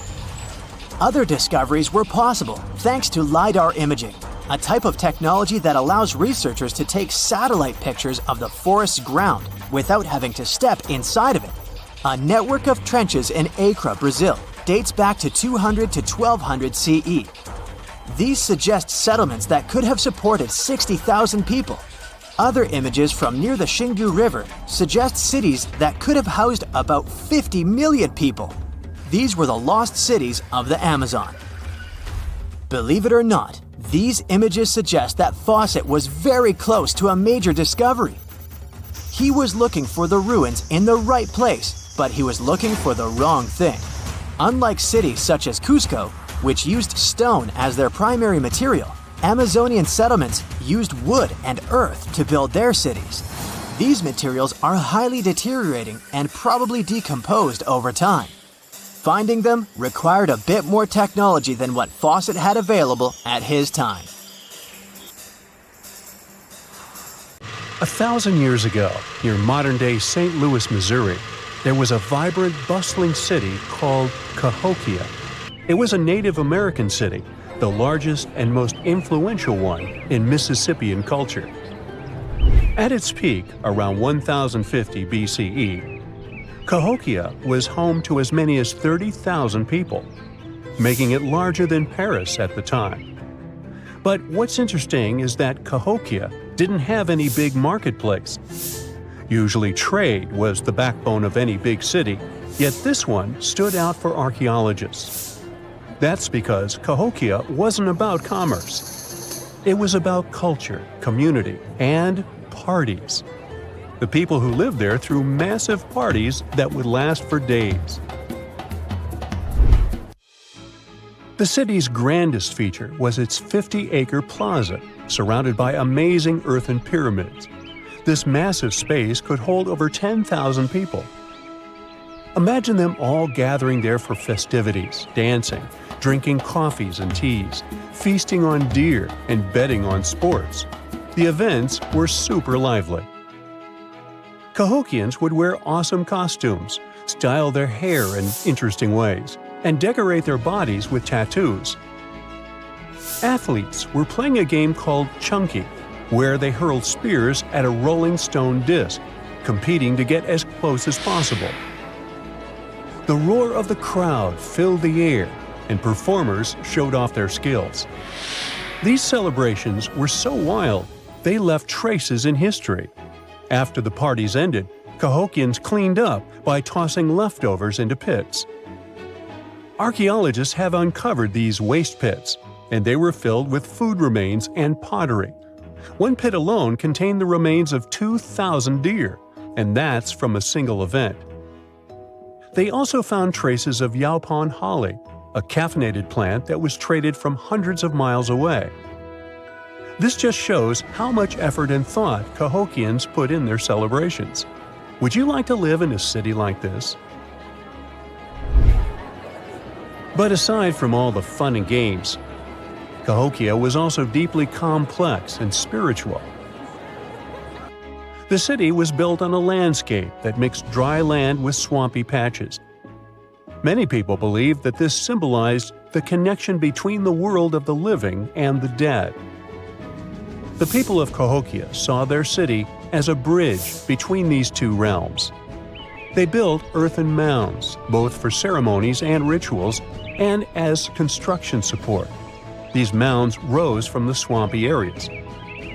Meanwhile, people settled in the drier spots. Elevated pathways connected these neighborhoods, creating a physical link between life and death. Isn't it sad that some ancient metropolises that rival modern cities in scale just disappeared? Cahokia's story came to a quiet end around 1350 CE, when the city was abandoned, all due to changes in environments and weather, floods, and other problems. But the influence of Cahokia was so big, it spread to distant places. Some of their traditions, like Chunky and Yaupon tea, have survived in native communities to this day. Today, Cahokia is a UNESCO World Heritage Site, and it's not the only megacity we lost. About 5,000 years ago, people in the Indus Valley built some of the world's first cities. Mohenjo-Daro was an ancient city in what is now Pakistan. The city was built around 2500 BCE, and back then, it was a thriving hub of the Indus civilization.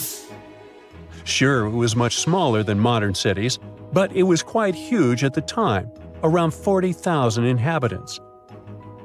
It looks like the locals were crazily strict and disciplined people. The city's planning and organization were incredible. It was laid out in a grid pattern. Streets and important buildings aligned along the north-south axis, probably to match the movement of the sun and moon. They also built one of the most advanced systems for water and waste management of their time. The city had about 700 wells. Nearly every house had its own. Most homes also had private bathrooms with drainages and even underground sewers. This shows how skilled these people were at staying clean. And with all this discipline, it looks like there were no kings, queens, or even a central government. They could still have some authority, like local elites or elected officials, just not a classic strict monarchy or religion. Instead, people there cared about simplicity and order. They basically managed themselves, having standardized ways of doing things, from the way tools and potteries were made to how they traded. Which is why, unlike many other cities, Mohenjo-Daro didn't have grand palaces, temples, or monuments. Instead, they had public areas known as citadels. People gathered at citadels for rituals, meetings, and storage of grain. And it seems like this way of life worked perfectly. Scientists found some seals and weights, which means the economy was well regulated. Archaeologists found some intricate artifacts like ivory, lapis lazuli, carnelian beads, and gold jewelry. Another famous find is the small bronze statue known as the Dancing Girl, which was discovered in 1926. Mohenjo-Daro wasn't poor at all. And they also pulled off some awesome buildings. Staying clean was clearly way more important to them than displays of wealth or power. So they created the Great Bath, one of the most famous structures in the city. It's a large, watertight pool built with baked bricks, perched on a mound of earth, being almost a religious place, the closest thing they had to a temple. Meanwhile, the city itself was built on a series of mounds. They grew taller over the centuries as people added new houses and structures. Why did the city fail? No one really knows. There's something mysterious about the sculptures archaeologists found. Many of them seemed intentionally broken. This means the city's later inhabitants, maybe invaders or something, destroyed them for some reason. Some scientists think that the Indus River may have shifted course, disrupting agriculture and trade. But there's no evidence of a flood or any big event like this. It just seems like, over time, the entire Indus civilization just gradually faded away. By 1900 BCE, the culture had shifted and didn't leave much behind. Let me tell you now about the ancient city of Kos, which is located where the modern town of Kos now stands in Greece. Imagine arriving by sea, and the first thing that hits you is the sheer grandeur of its agora, this massive public square built with stones in different colors, laid out on terraces that rise above you. It was one of the biggest in the ancient world, and it made a great impression on anyone approaching the city. This place has a rich history, dating back to around 2300 to 2200 BCE. A long time ago, local folk gathered up from different parts of the island to form a new city in the northeast.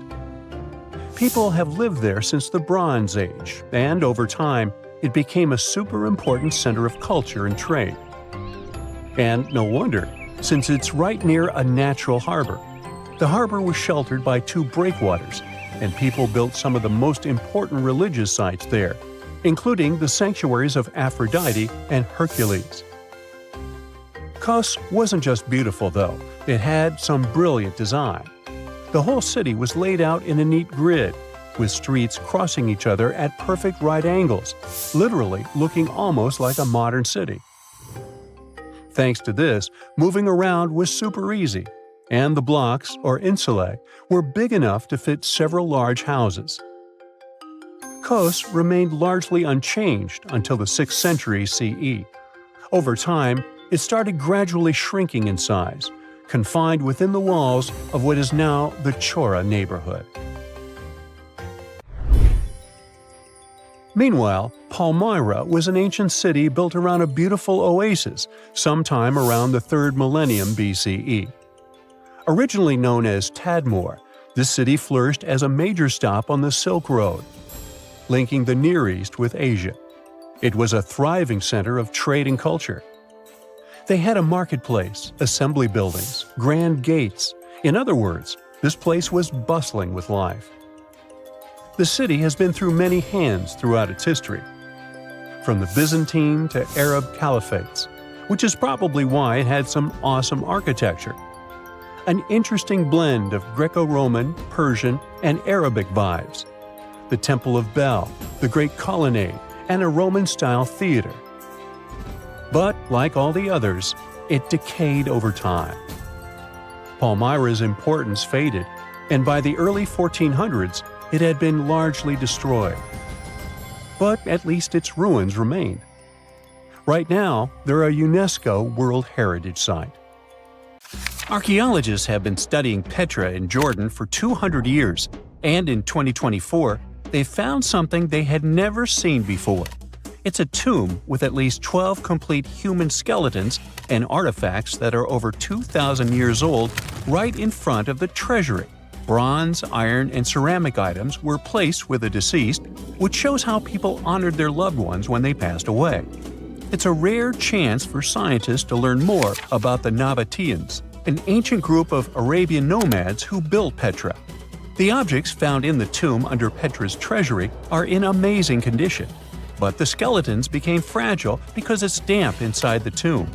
They plan to study the remains and extract DNA to see if the people in the tomb were related. While some scientists are solving tomb mysteries, others have trained AI to find new ancient sites for them. They've created an algorithm that works with a special type of satellite imagery. This technique uses radio waves that can peek under things like sand, soil, and even ice to find hidden objects.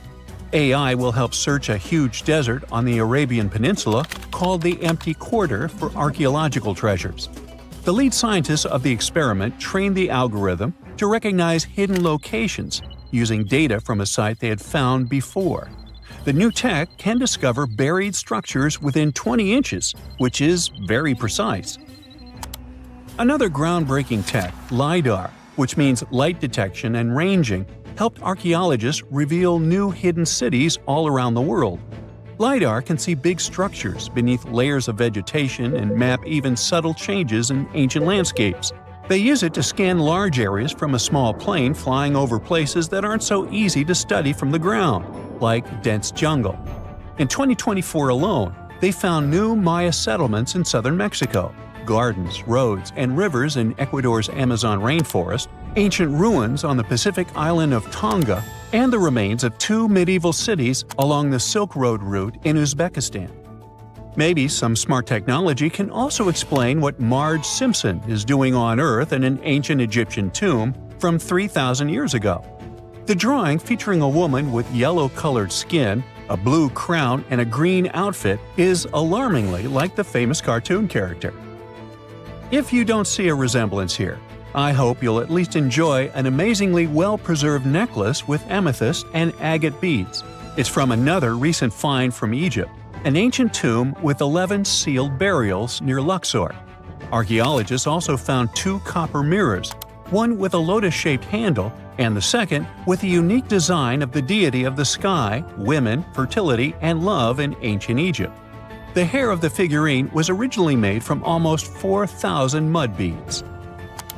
Another awesome find from 2024 is an ancient Greek shrine with intact burials, a sarcophagus, and plenty of gold inside.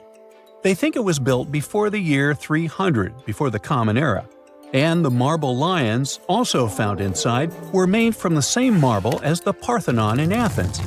Greece is so full of ancient treasures that the city of Thessaloniki will house around 300,000 of those artifacts in their new subway system.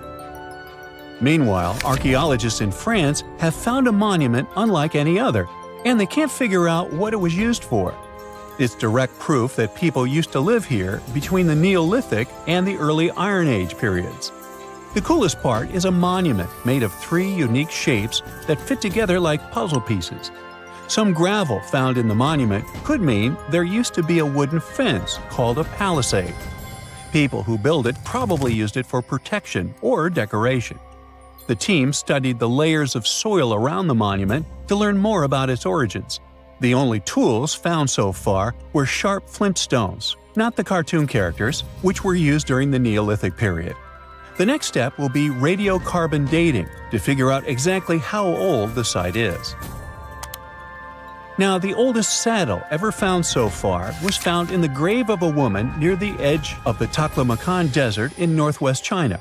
This saddle is the oldest ever discovered. It was crafted from pieces of leather that were sewn together and stuffed with straw and animal hair to make it soft. Now, normally, things made from natural materials like this don't last very long because they rot or fall apart. But the Taklamakan Desert is so dry that it helped preserve the artifact.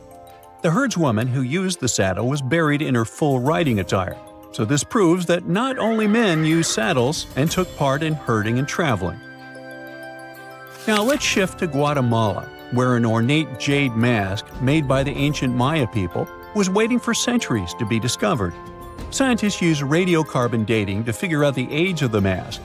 They believe the mask may represent a Maya storm deity, a powerful figure in their mythology.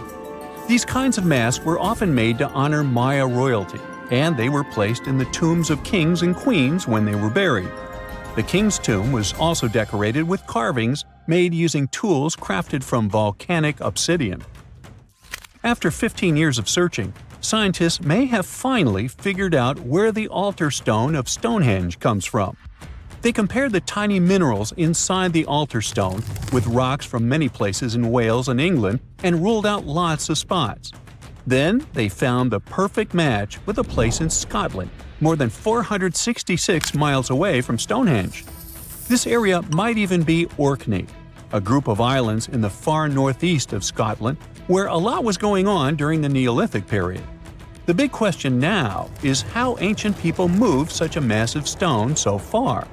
The altar stone is over 16 feet long and weighs more than 6 tons. The new theory is that they might have used boats to carry it across the coastline and rivers. Once it was close to Stonehenge, they theoretically dragged it across the land using wooden sleds, ropes, and a lot of teamwork. Meanwhile, in the north of France, an ancient home popped to the surface during the construction of a new house. It turned out to be a luxury urban house for the elite from the 2nd century of the Common Era. The inside of the house was destroyed by a fire, but under the destroyed layer, there are beautiful, real-size fresco paintings. Turkish archaeologists unearthed the arm and foot bones of elephants that lived around 9 million years ago. They also found fossils of early horses, giraffes, and even saber-toothed cats. They've already identified 43 distinct types of animals from this site and collected more than 4,000 fossils. One more cool find from Turkey is a 64,000-year-old workshop inside Incasia Cave. It looks like people used it for 24,000 years non-stop. There are some tools inside, like flakes and blades, which were made inside the workshop. In eastern Turkey, a farmer accidentally found a 1,000-square-foot mosaic from the late Roman or early Byzantine period just beneath the dirt. Experts say it's a one-of-a-kind thing from this region and is still in one piece after all this time. The pattern shows dozens of trees, plants, and animals that were found in ancient Turkey. There could be more treasures in the area, so they plan to keep digging. Our final stop will be in Sicily, where archaeologists uncovered a huge ancient thermal complex. Inside, they found 2 rooms with floors covered in colorful mosaic designs, along with a large courtyard surrounded by arched wings. As they kept digging, they discovered more parts of the ancient city. They found new roads and the remains of a huge complex, along with stretches of old stone walls that were part of the city's fortifications. These discoveries are helping scientists imagine what the city might have looked like during ancient times. No one knows for sure whether the bathhouse was built by the Greeks or the Romans, since both civilizations lived in Sicily long ago.